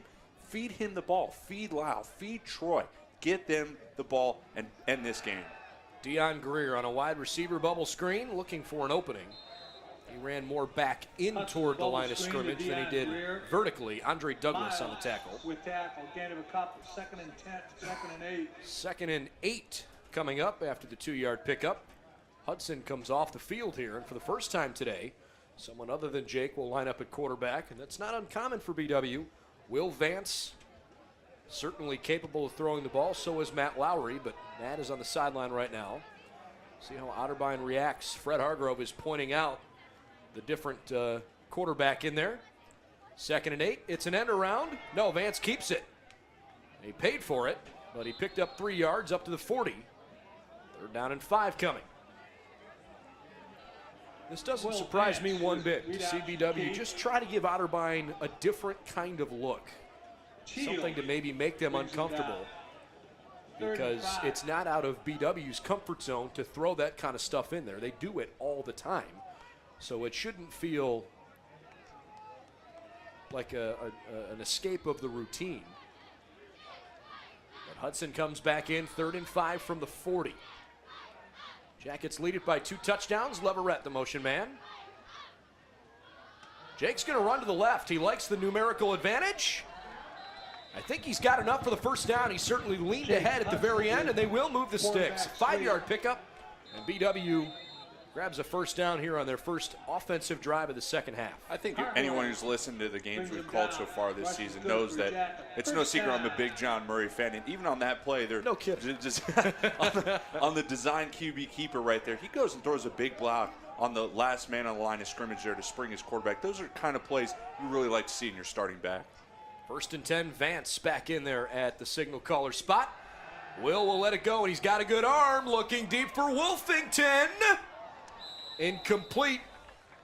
Tight coverage from Desan Jefferson, who we understand was late to the game today because he was attending his cousin's wedding, but got to the field as quickly as possible from that wedding. He did not travel with the team. So kudos to him for 1, getting here, and 2, getting ready to go as quickly as he did. And they're obviously counting on him, and good for him to make family a priority. I think coaches at the Division III level can understand and appreciate that. 2nd down and 10 after the long incompletion. Hudson's back in there. Murray on the pitch. Put his head down, running into a hole, and he's up right around midfield, maybe a yard short. Call it 3rd down and 6 upcoming. Lewison brings him down. You're right. Otterbein offensively hasn't been able to do much at all. But I'm interested to know, I wonder from a Cardinals perspective, what more you'd like to see. Because I think defensively, they've done a pretty good job. BW's touchdowns and field goal have come because of fairly short fields to work with, and they've come on very fast scoring drives. I think Otterbein's defense has played pretty well. Lowry, the pre-snap motion. Hudson needs the 45. He's got a lot more than that, and Lowry got creamed at the 27. Matt Lowry hangs on after the big hit from the safety Niall Lewison. 1st down, Jackets. Lewison credited with the stop. Pass, catch, and run. Good for a Jacket first down. Matt Lowry right up the seam, turned and looked for the ball, and Hudson put it right on the numbers. Well done.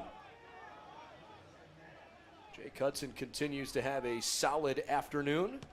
Now 13 of 18 for about 150 yards. 1st and 10 here. Hudson looking over the middle. He's got time. Up in the pocket, but he can't quite get away from linebacker Ryan Tucho. Hudson on scramble, brought down by Tucho. No gain on the play, 2nd and 10. I think to answer your question from a couple plays ago, we see Otterbein really kind of get away from the run. And I know that, BW's front seven's playing very well, but trying to run a lot of play action, and any coach who's worth his salt is going to tell you, no defense coordinator is respecting play action when you're not running the ball. So you got to get back to running the ball if you expect to find any holes in this defense, because Coach Helver, as I said, is putting in those NASCAR packages and going purely after the quarterback. That's a great point. 2nd down and 10 here for Hudson. Murray, the left side car. End around to Deion Greer. No, Hudson sold it beautifully. He's got to be careful to hang on to the football as he picks up 3 yards. Jake fumbled on the first offensive possession of the game. And BW paid for that. It turned into Otterbein's only points.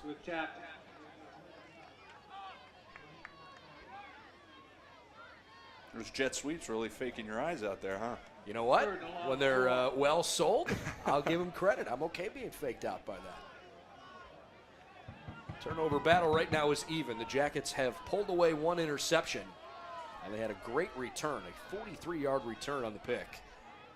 They lost the fumble. Both times, the team that pulled it away took 3 points away. Murray. Stuffed right at the 20. This will be interesting. 4th and 1. And we'll see if the Yellow Jackets want to kick a field goal or if they're going to try and force the issue a little bit. It looks like offensive coordinator Brian Foose is going to trust his big men. 4th and 2. He brings in tight end Mitchell Yell. Wide receivers Leverett, Wolfington, and Greer. Still plenty of time here. John Murray Jr., the big bruising running back. Otterbein stacking the box here to stop Big John. It's more like 4th and 2, really. Jackets need the 18. Hudson chose to keep it, and that got sniffed out quickly. Otterbein on 4th down and 2 comes up with a big defensive stop. Who else? Nigel Chapman, the freshman defensive tackle who has been more than the Jackets can handle today. BW's first drive of the second half stalls at the Otterbein 22, 23-yard line. Actually, you know what? They'll put it to 21. So 1st down and 10 for Otterbein. And that last play, more of a testament to what you had said before. Otterbein's defense not playing poorly. BW, again, play calling, decisions there by Jake Hudson on the read option. You're really beating yourself in a game where you've got a couple points that you're leaving here on the field. Yellow Jacket Athletics. Again, the winner. Still raining, but it's not pouring. 1st and 10 for Otterbein. Dakota Smith has a huge hole. And potentially a touchdown-saving tackle by Jordan Johnson as Smith got into the second level of the defense. Big 1st down carry. It's like they heard you. 9:03 left in the third quarter. Otterbein's only put up 3 points. A far cry from what Marietta and Capital did today. More on that incredible shootout in just a minute. Low snap. Irwin trying to make something of it. He actually did. Well done. Kept his composure. Steve Irwin with QB keep while 3 down. So Marietta and Capital in a crazy game down the stretch.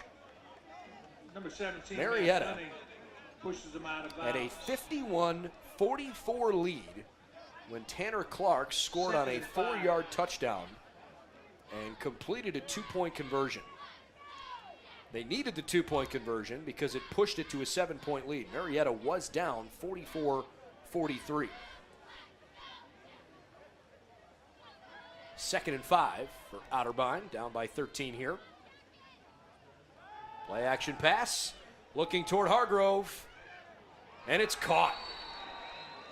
Boy, that could not, actually, you know what? That's Casey Cook, the wide receiver, not Fred Hargrove. with his Hargrove and sprint Cook out both pass. wear number That 7. catch and run good for an Otterbein And first down. where Hargrove occasionally will go out there. He was a wide receiver at one point, actually came to Otterbein as a quarterback, and now he's a defensive back, but he's the kind of guy they put on the field as often as possible. Casey Cook, though, with the catch. So 1st and 10, 7:45 left in the third. Another play action. Irwin down the right side, takes a shot. Out of bounds, incomplete. So Marietta has a 7-point lead, right, with 6:17 left in the game. They kick the football back to Capital, who goes 13 plays, 81 yards down the field. The Crusaders, who are widely regarded as the cellar dweller in the OAC this year. They were the only team, by the way, to lose their opening week game.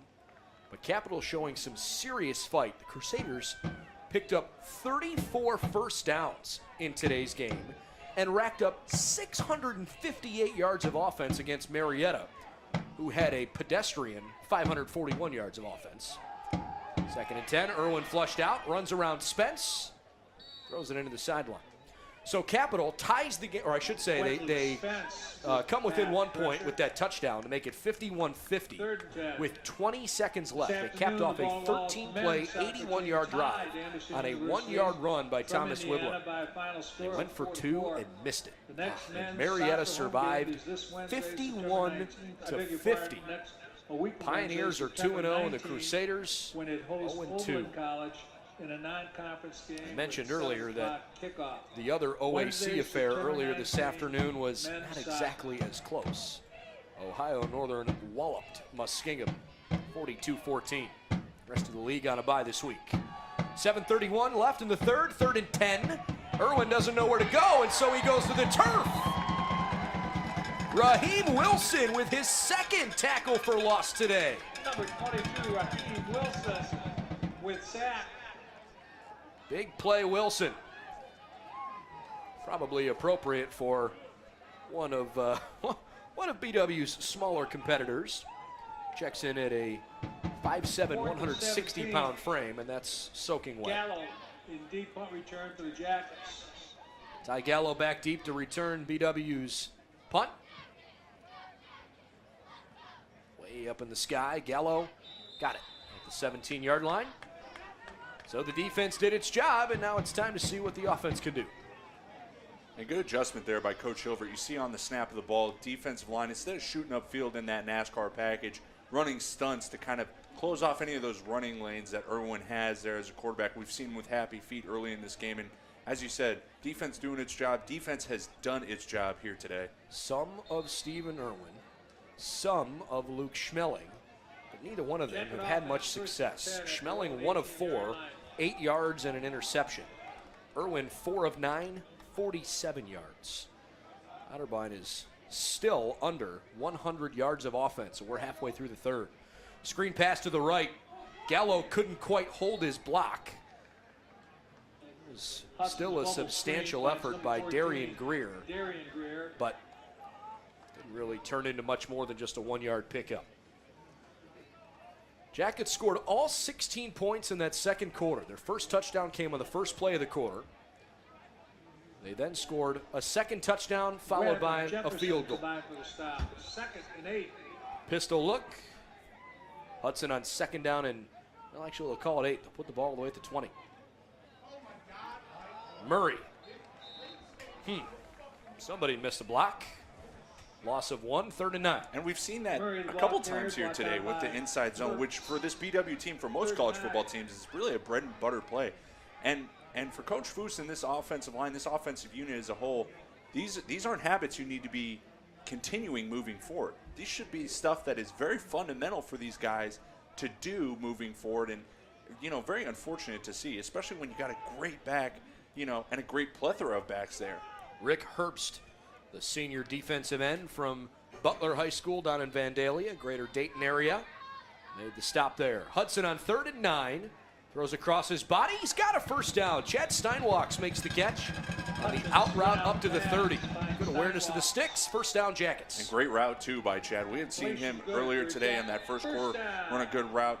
In that second, make the great adjustment during the interview, actually, on that back shoulder throw for the touchdown. really coming on here as an elder classman and making big plays for his quarterback and his offense. Make it 4 of 9 now on third down conversions for BW. Otterbein 0 for 8 on third downs. 5:05 left in this third quarter. A double reverse. They're looking to throw it. Gallo up the field. Leverett rips it out of the air, and the Jackets hit the trick play. Ty Gallo floated it up. I wouldn't say it was right on the money, but it was good enough. Great throw and a great route, too. Jordan Leverett getting up there for a high ball, essentially, coming down with it, and a great route by him. If nothing else, when you watch BW play offensively, you're going to have some fun, and you better not look away, because this team likes to have a good time out on the field, and they're pretty good at it. 1st and 10 from the 42-yard line. Hudson hands it off. The defense did a pretty good job staying home, and they all watched John Murray take the handoff. Swallowed him up for about a 4-yard gain. Pretty solid push there from Jivan Megardician, the freshman center. St. Ignatius Wildcat. Those Wildcats finally got a win last night over at Euclid. You don't often see St. Ignatius or St. Ed's, for that matter, locally start 0-2. Two of the big powers in Ohio high school football. Anybody who played football in the state of Ohio certainly knows those two programs. 4 minutes left in the third. Hard count. Hudson fakes and decides to run to the left. And he got wrapped up quickly by Ryan Tuccio, who I think's had a pretty solid game at linebacker. I think this defensive line and these linebackers have had a real solid game. The unfortunate part is they're always on the field because the offense not really getting any push and really going 3 and out, or not having much success during their possessions and forcing this tired defense to come back out onto the field.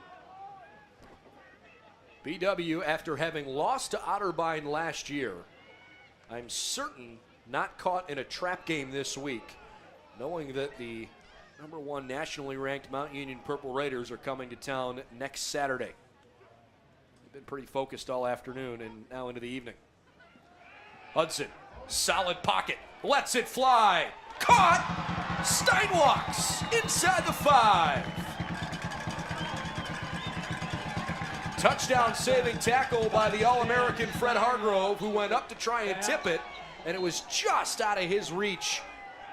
Great concentration by Steinwalks. It's 1st and goal. But a great adjustment, too, by Chad. We had seen last week, actually, in this corner of the end zone, he made an adjustment on a tip ball to himself right there, gets his mitts on the ball, but you see it pop in the air, turns around, makes the adjustment on the deep post route.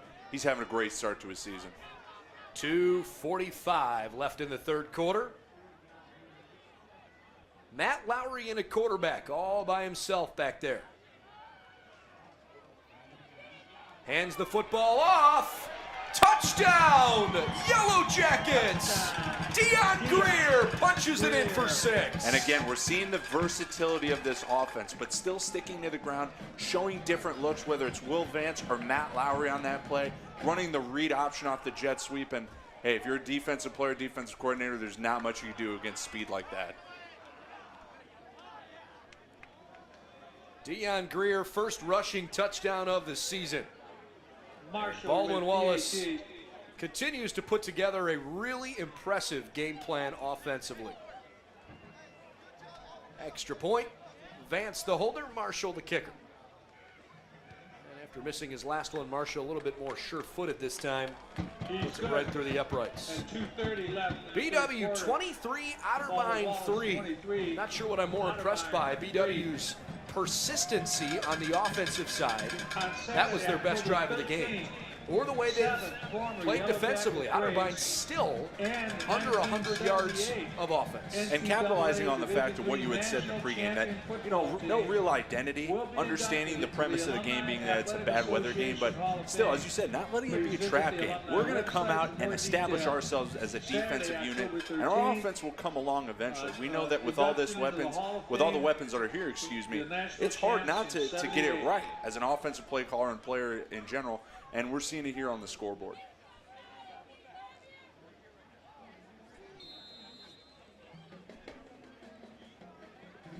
.230 left in the third quarter. This one is all Baldwin Wallace as Riley Jones kicks it down the field. It's bobbled on the slick turf by Fred Hargrove. Look out. Nice job converging Hargrove on the on middle of the return. field, and Hargrove is wrapped up at the 26-yard line. Whitting of the cover team. Well, I certainly don't want to speak for you, but Fred Hargrove, in my opinion, and it might sound silly because he's an All-American, but to me, he has stood out far and away as the best player on Otterbein's side. And not only that, but we're very fortunate as people get to call this game and watch all these great talents here in the OAC, the best of the best. We've seen whether they come from Mount or other schools, and watching him play, you know, he really does look like an All-American. Not to really, you know, speak on something that's not true, but he really does look like, you know, the accolades, excuse me, that he is fits given. that mold. Right. 1st and 10 from the 27. I don't think Otterbein got the playoff. Yep, delay of game coming. Play again on the offense. 5-yard penalty. First down. Well, the last thing the Cardinals need, down by 3 touchdowns, are self-inflicted penalties. These two teams agreed to move their game from much later in the year. It was week 7. They decided to move it up to week 2 so that they could have a bye week that made much more sense rather than play 9 games in a row. Pass deflected at the line of scrimmage. That was BW's Jake Schrock on the pass deflection, sets up 3rd and 15. Schrock with the batted down ball. And the fact is, I think 2nd and 15. after Otterbein moved their game with Muskingum to week 2 last year, I know Coach Hilbert was very much looking for someone to make that same kind of decision. And I'm certain that both teams are happy to have a game here in week 2. Feel like you could build some momentum together. And maybe the bye comes at a better opportunity. 2nd and 15, thrown across his body. Reed Tucker on the reception. He paid for it big time.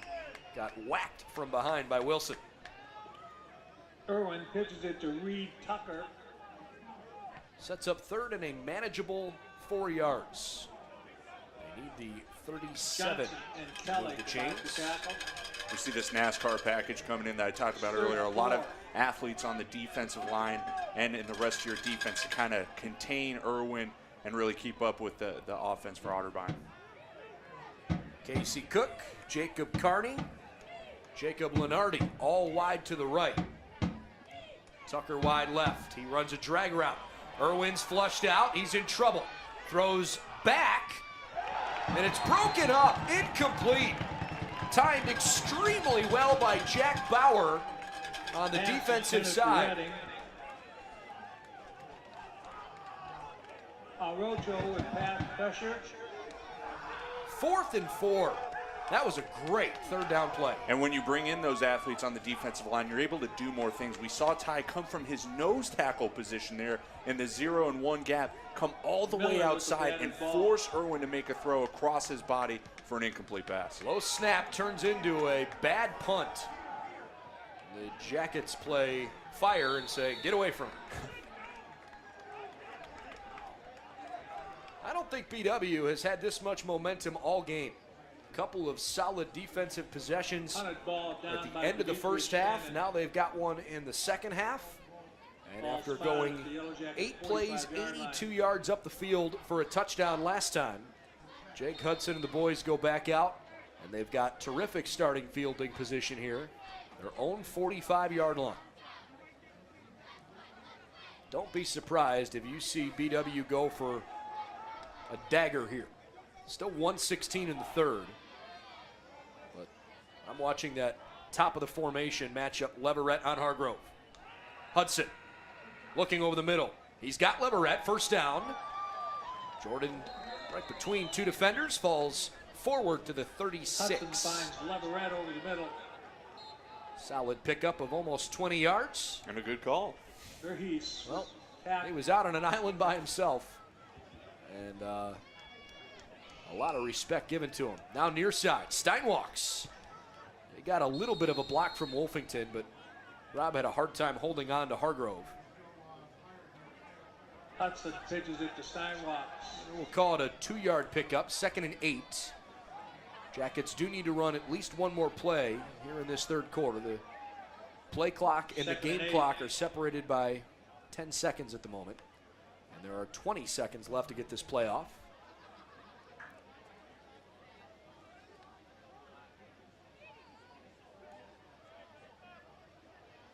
On 2nd down and 8, Hudson calls his own number. Otterbein wasn't fooled. And that should end the third quarter. Hudson's QB draw stop for no gain. So the clock runs down inside 5 seconds. And Our we're third heading quarter to the score, fourth. Wallace 23, BW Otterbein 3. adds a touchdown. They now have a 23-3 lead over Otterbein. Volleyball volleyball team won 4 matches at the Golden Eagle Invitational hosted by Brockport University. Well, let's in give New you York some numbers here, this especially weekend. from the BW side. The volleyball The Jackets team have plays its first home match of the season. Really played on Monday, pretty well this September afternoon. 17th, when it hosts Penn Individually, State Hudson, College in the Earthsprung 18 for Gymnasium 23, at 7 o'clock. Good luck, ladies. 217 yards, 2 more This touchdowns. morning, the cross-country Still hasn't teams thrown an competed interception in at his the first 2 Tommy games of the Evans season. Invitational, He's got hosted 7 by the University TDs. of Akron. The men's Dion cross-country Greer, 2 finished carries, 5th for 26 17, yards, and that and the touchdown. women's squad was 7th John of Murray, 9 teams. 9 Good luck to carries both for squads. 21 yards. Hudson officially 13 carries for 2 yards. A leading technology company in Steinwalks, Ohio, 5 has catches for established 64. education Dion Greer, 4 partnerships for with Baldwin 29. Wallace University Those are some of the to leaders help drive the regional for BW. technology industry. By granting Today's Yellow Jacket unprecedented football access to game brought to you by the technology Oswald with Company. real-life They'll handle all of your insurance and risk management needs. By Medical Mutual of Ohio, the official healthcare provider of Baldwin Wallace University. And by the Cleveland Clinic Sports Health Division, they're the official healthcare provider for BW Athletics. Visit us at oeconnection.com. All right, 3rd down and 8 as BW resumes play. They're going to go with a 4-receiver spread out look. This is interesting territory. Probably too close to punt it. Definitely too long to try a field goal. Greer switches right to left side. Hudson wants to let it rip. Being flushed out of the pocket. He's across the line of scrimmage. I think he's got the first down. I think he was out of bounds at the 25, which he needed the 26, and it is enough to move the sticks.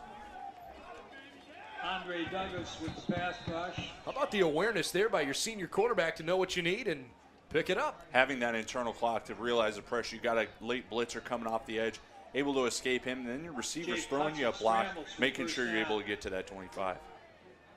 Nigel Henderson back in with Steinwalks, Darian Greer, Leverett, and Wolfington. Those are your skill position guys.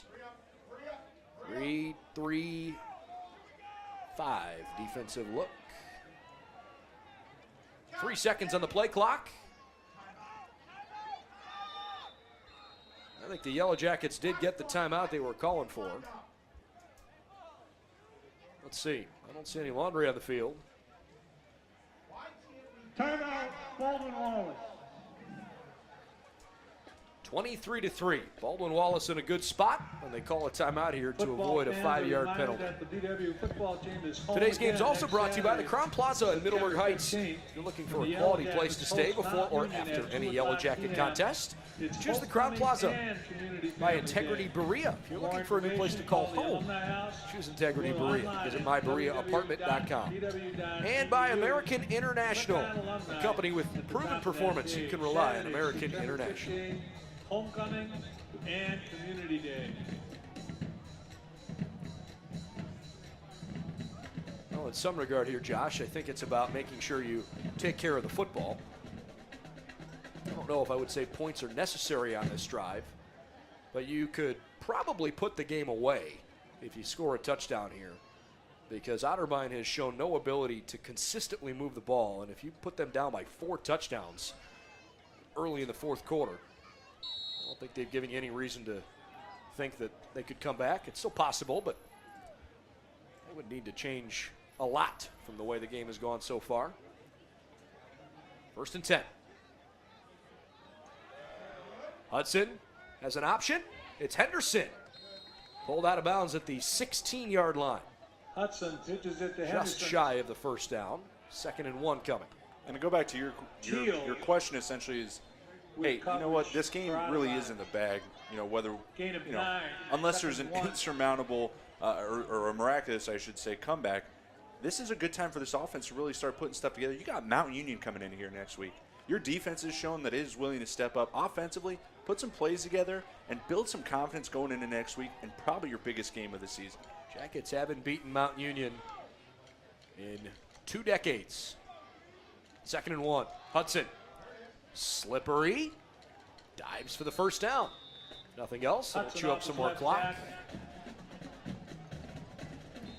Now, BW has not won the OAC since 1994. Tressel with tackle. Quick screen to the right side. Darian Greer. Boy, he get hit hard. Hudson's bubble pass finds Greer. And it looks like the Otterbein player that hit him is having a little bit of trouble. Niall Lewison brings him down. Niall Lewison, the safety, on the stop.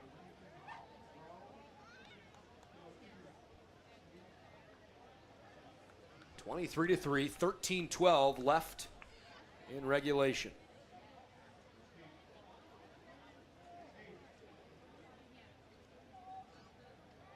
Lewison comes off the field.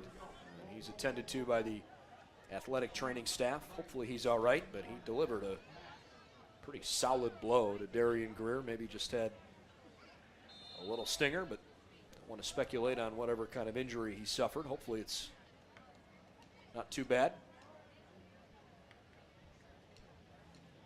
One of the other things that BW's been extremely good at is converting red zone scoring. 4 of 6 today. Last week they were perfect.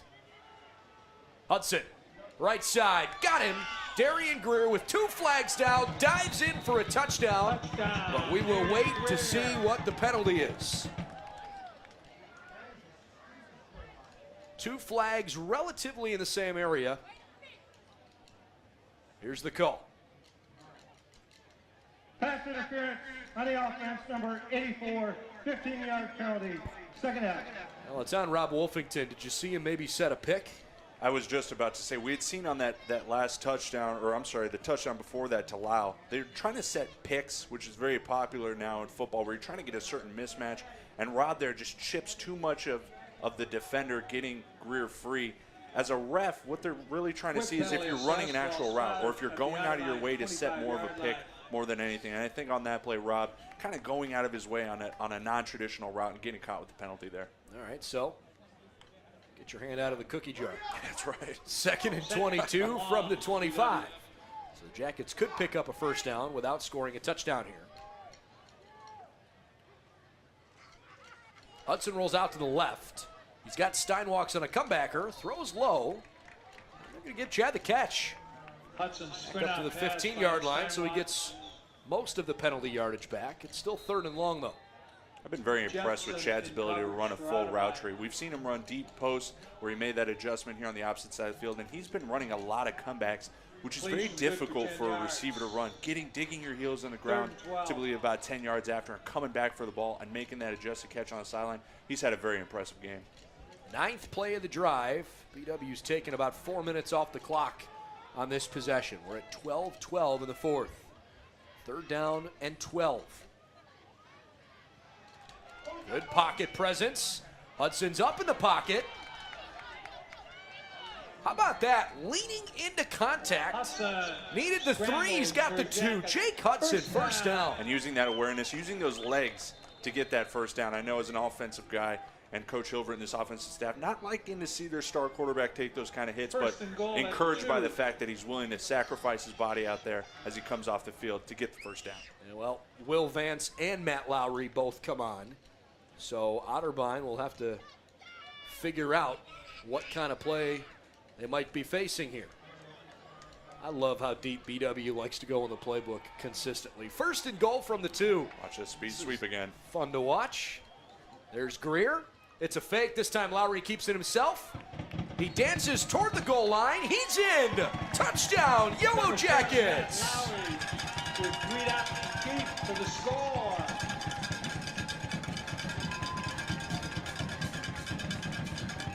Matt Lowry with his first rushing touchdown of the season. And BW's put this game on ice, And 29-3. Not to jump on you there, but essentially running the same play that they got on the last touchdown. You bring Greer in on that speed sweep, but this time Matt Lowry running the read option, the defense shifting completely with the speed read, and he gets an easy rushing touchdown there. Marshall in for the extra point. It's good. Jimmy Marshall with Jimmy the Marshall's PhD. hit 3 of 4 extra points and a 25-yard field goal today. Baldwin Wallace has a 30-3 lead over Otterbein. Well, Muskingum not supposed to be one of the better teams in the league.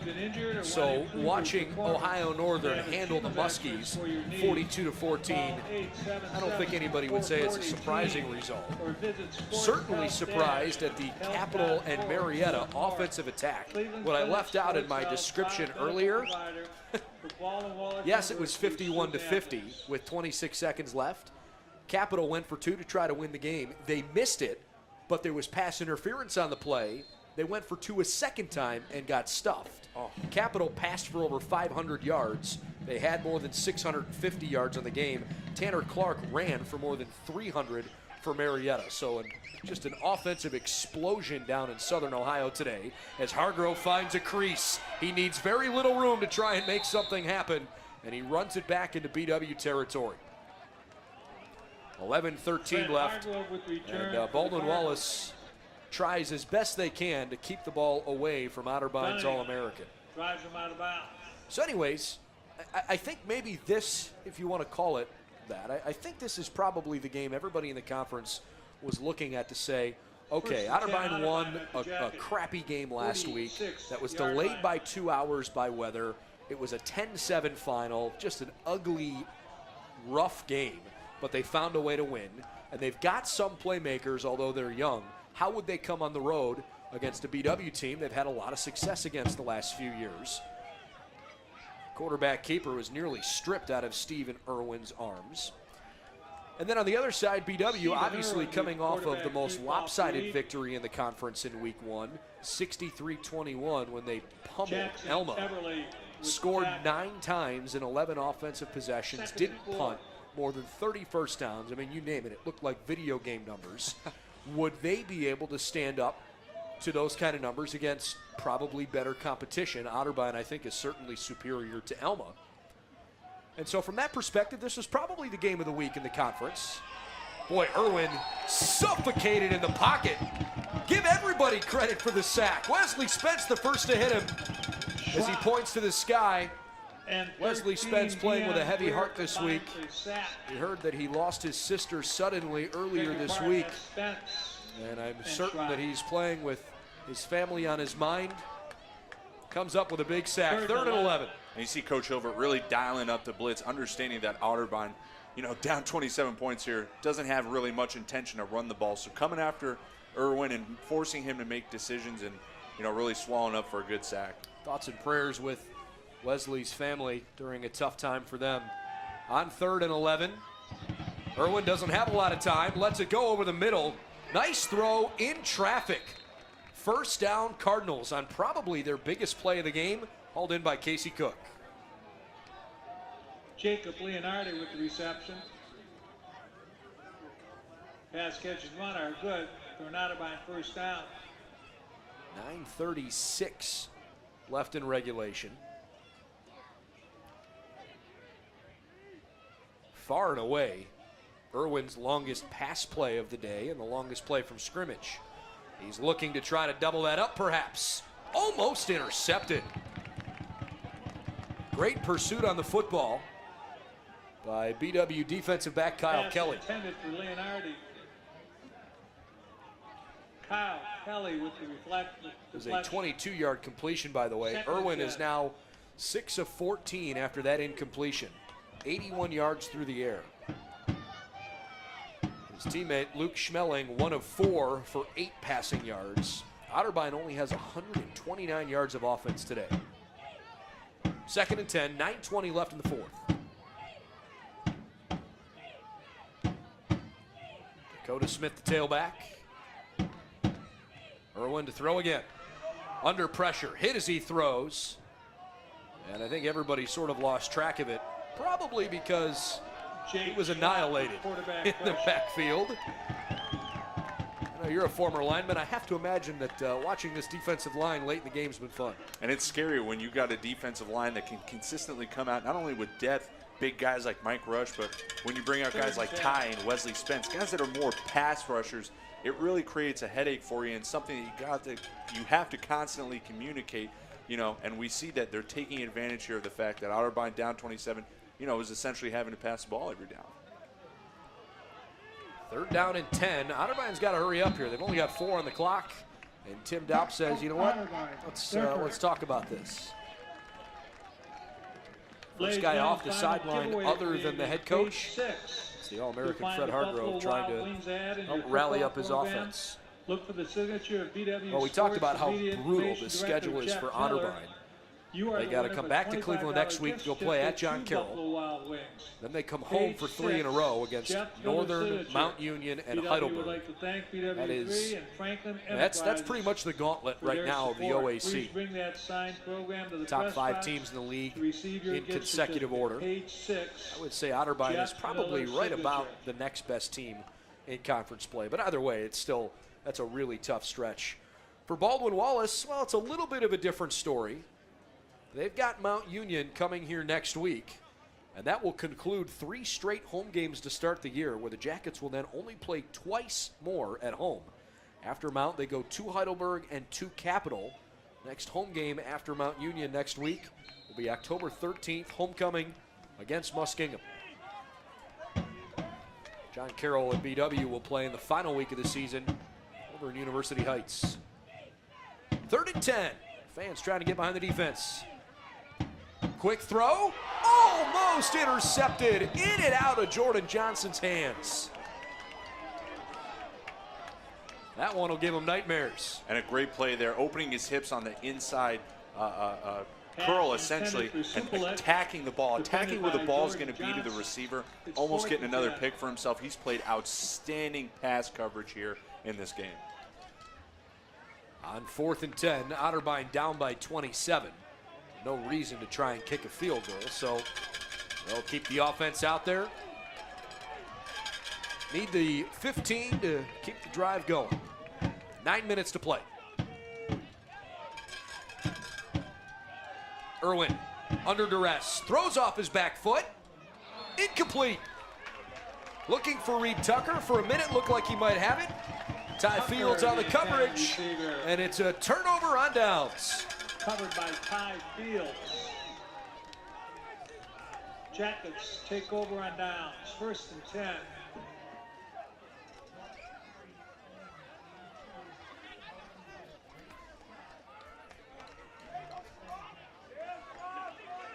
Continue to be so impressed by BW. The field goal that Otterbein put on the board was an 8-play, 51-yard drive. It was their 2nd offensive drive of the game. Since then, they've only had 2 drives in which the total yardage has been more than 20 yards. Screen pass. They didn't wrap up Greer, and now he's running away from him.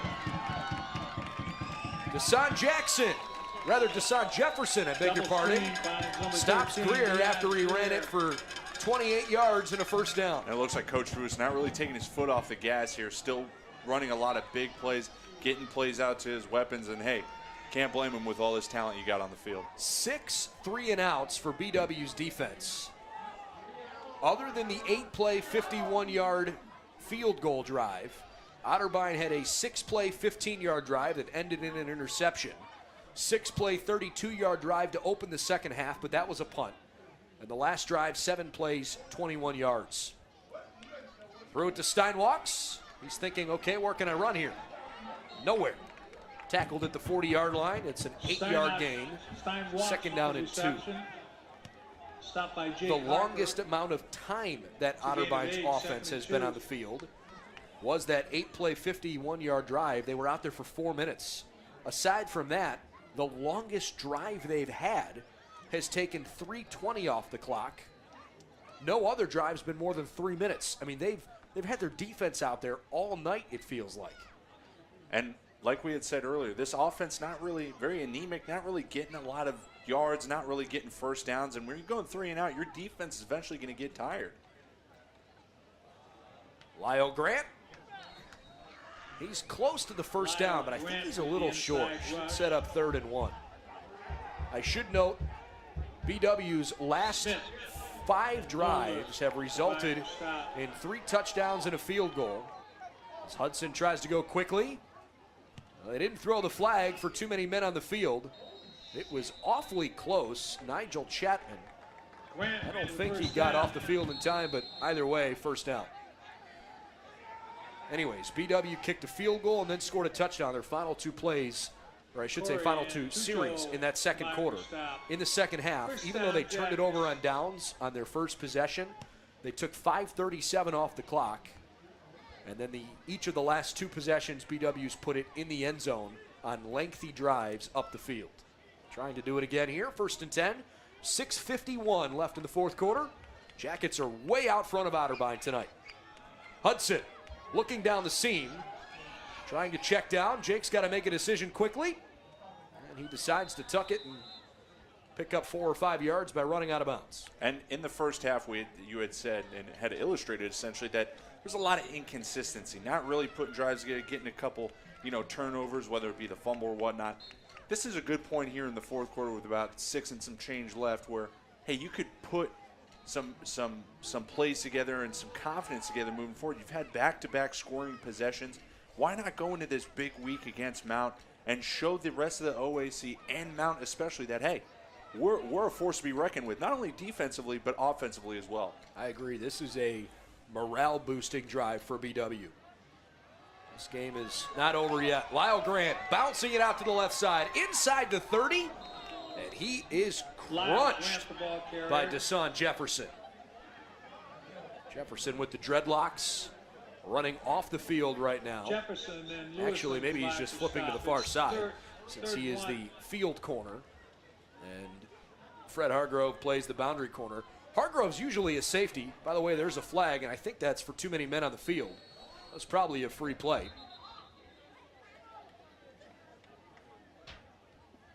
Yep, illegal substitution on Otterbein.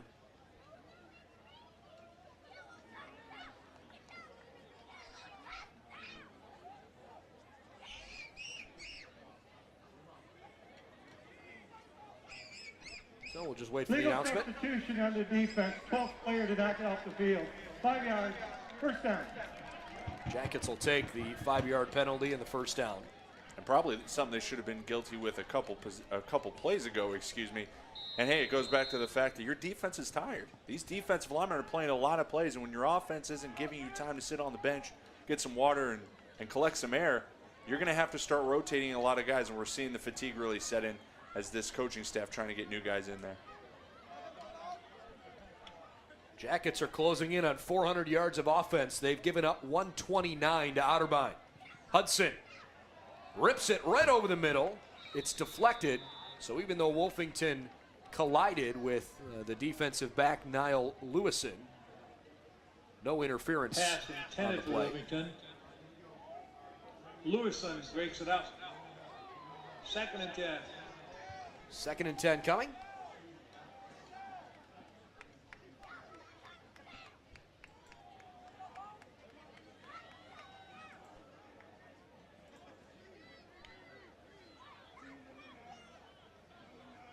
Seven-play, 52-yard drive right now for Baldwin Wallace. Hudson hands to Leverett, looking for a running lane.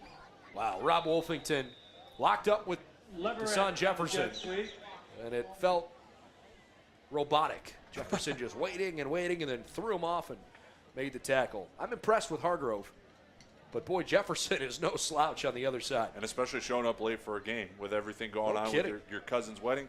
And you come up and you show up and you play real well, make great open field tackle on a all OAC sprinter right there. That's an impressive play. That'll earn your favor back with the coaching staff.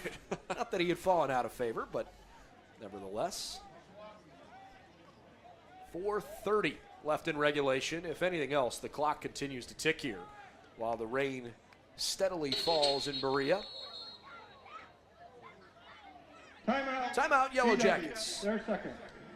Call their second timeout. Couldn't get things off in time. We'll step aside too. It's BW 30, Otterbein 3. Late fourth quarter in Berea.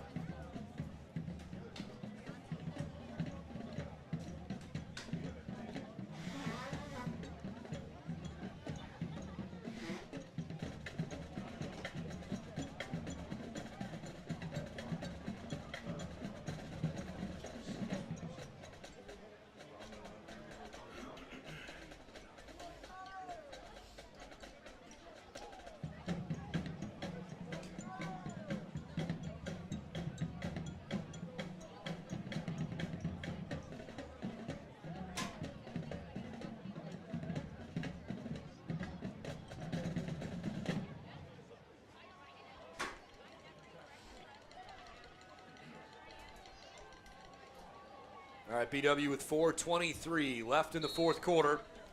The offense out there, third down and 6. Ball is on the Otterbein 19. So they need the 13 for a first down.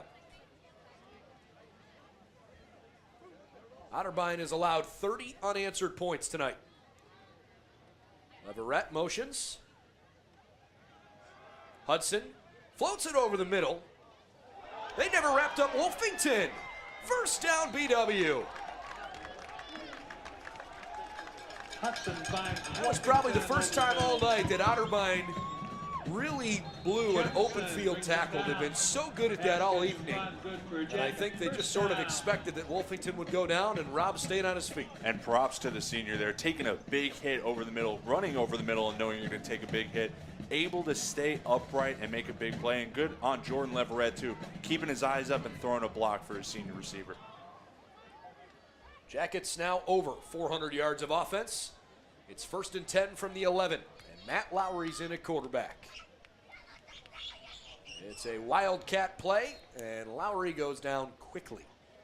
Ryan Tucho, I think he's probably Otterbein's defensive player of the game. He or Jefferson, they've both been really good. Lewison's been credited for 9 tackles, but I feel like Tucho's been all over the place. That's actually his 9th and his 2nd tackle for loss. Hargrove 7 tackles, Jefferson's made 6 and a pass breakup. A lot of pretty impressive numbers for Otterbein's defense, but I suppose they've been out there all game, at least all half. 2nd down and 13, Hudson's back in. Keeping it on the ground just to keep the clock moving. Great tackle. Lyle Grant with flags flying. That's the freshman Chapman. And some fighting in-house here. We have personal fouls on both teams. Number 54 of the offense, number 97 of the defense. After the play, Tony's offset. They're down. That is an interesting call. Jivan Megardician, the culprit for BW. He's the center. He stays in. And the hot-headed freshman Nigel Chapman runs off the field. He was jawing with a couple of Yellow Jackets before the game. And look, to his credit, he's backed it up most of the night. But last thing you want to do is cost your team some yards in a bad situation. And I think Chapman, you're right, is probably fortunate that was offsetting. 3rd and long. 3rd and 15 from the 17. 2:40 to go. Hudson for Mitchell Yell, and he threw it behind him. Incomplete. Hard to know whether Yell broke the wrong way or Hudson just threw the wrong route. But if there's one thing I can say about Jake Hudson, in the now 8 quarters we've seen him, I really don't think I've seen him miss a receiver like that in 2 full games. I mean, really, he's been that good. That's the first time he's made a mistake in 2 games to start the year. I think you're correct with the latter. I think with an option route there for your tight end, when your tight ends don't go out on too many routes and aren't looked for that much, sometimes miscommunication happens, and I think Mitch there just happened to run the wrong route. Well, whatever the case is, it's a 34-yard field goal try for Marshall, and it's right down the pipe. Kick is good. Jimmy Marshall makes it 33-3. Ball Wallace 33. Otterbein 3. 12 plays, 59 yards, and it caps off with a mid-range Final field goal. reminder, the football team is back in action on It took Saturday, September 15th. Almost 7 full minutes For an off the OAC clock. game against the University of Mount Union on Community and Homecoming Day, 2 o'clock kickoff. Well, I think, folks, you can officially start looking toward next Saturday. The countdown clock is on for the reigning D3 national champions. Mount Union Purple Raiders will visit Berea. And over the years, BW has given Mount Union some pretty good games. They've also had a couple that have gotten away from them. This senior class for Baldwin Wallace would really love to upset the #1 team in the land. And Jones tees quite it up. frankly, they're going to ride into that game on a high note. So we'll see if momentum is worth anything as Riley Jones dribbles it on the ground to Hargrove at the 20. And Fred is upended at the 34-yard line. Hargrove on the Tackled by return. BW's Dominic Bowman. Stopped by Ellis Moy. Otterbein has the football, 1st and 10 with 2:23 to play. But ever since their first drive of the game, in which they drove up the field, actually I should say second drive of the game, they started with a 3 and out. BW fumbled on their first possession. Otterbein got it and went 51 yards up the field on 8 plays to kick a field goal. Ever since then, punt, punt, punt, interception, punt. The end of the first half, punt, punt, turnover on downs. This is just the 4th Otterbein possession of the half. And it starts with a power run up the middle, 4-yard gain to the 38-yard line. Run by George Redding, who's listed as a wide receiver, but occasionally will carry the football. We've also got Orlando Bergie in as a running back. Under 2 minutes to go.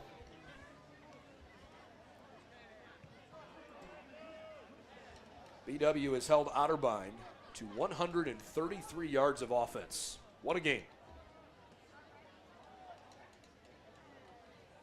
Another running play, this time it's Bergie, and he goes backwards. Lost all the yardage they picked up the play prior.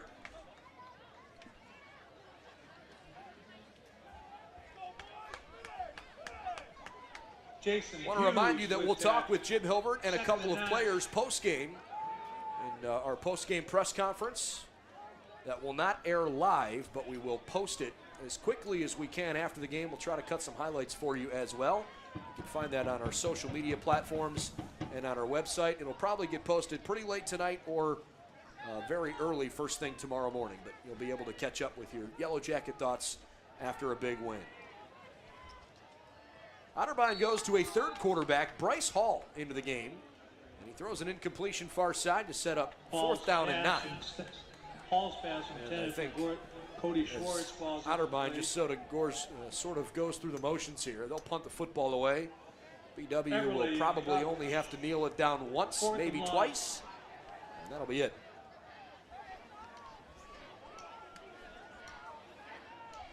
Well, it's hard to know for sure, Josh.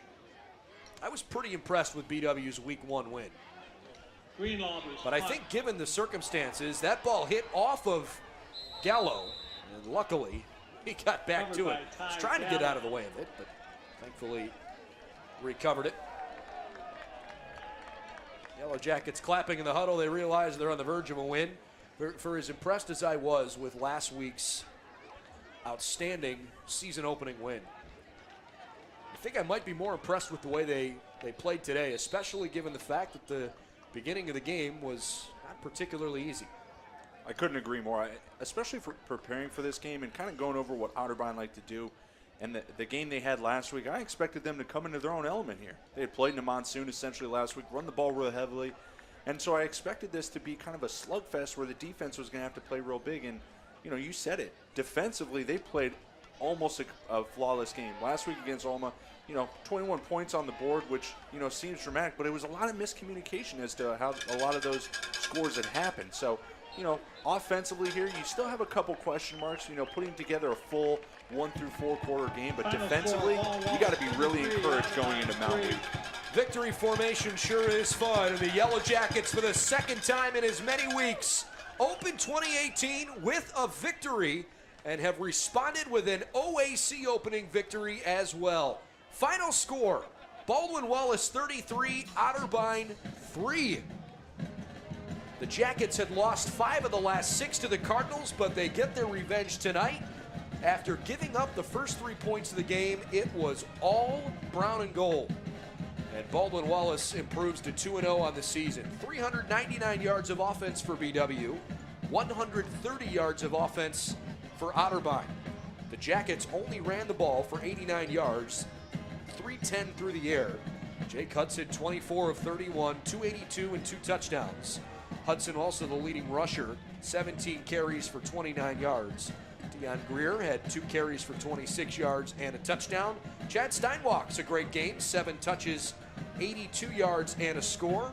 Lyle Grant also had a receiving touchdown on a fabulous night for BW. Stephen Irwin, the leading passer for Otterbein, held to just 81 yards through the air, 6 of 17.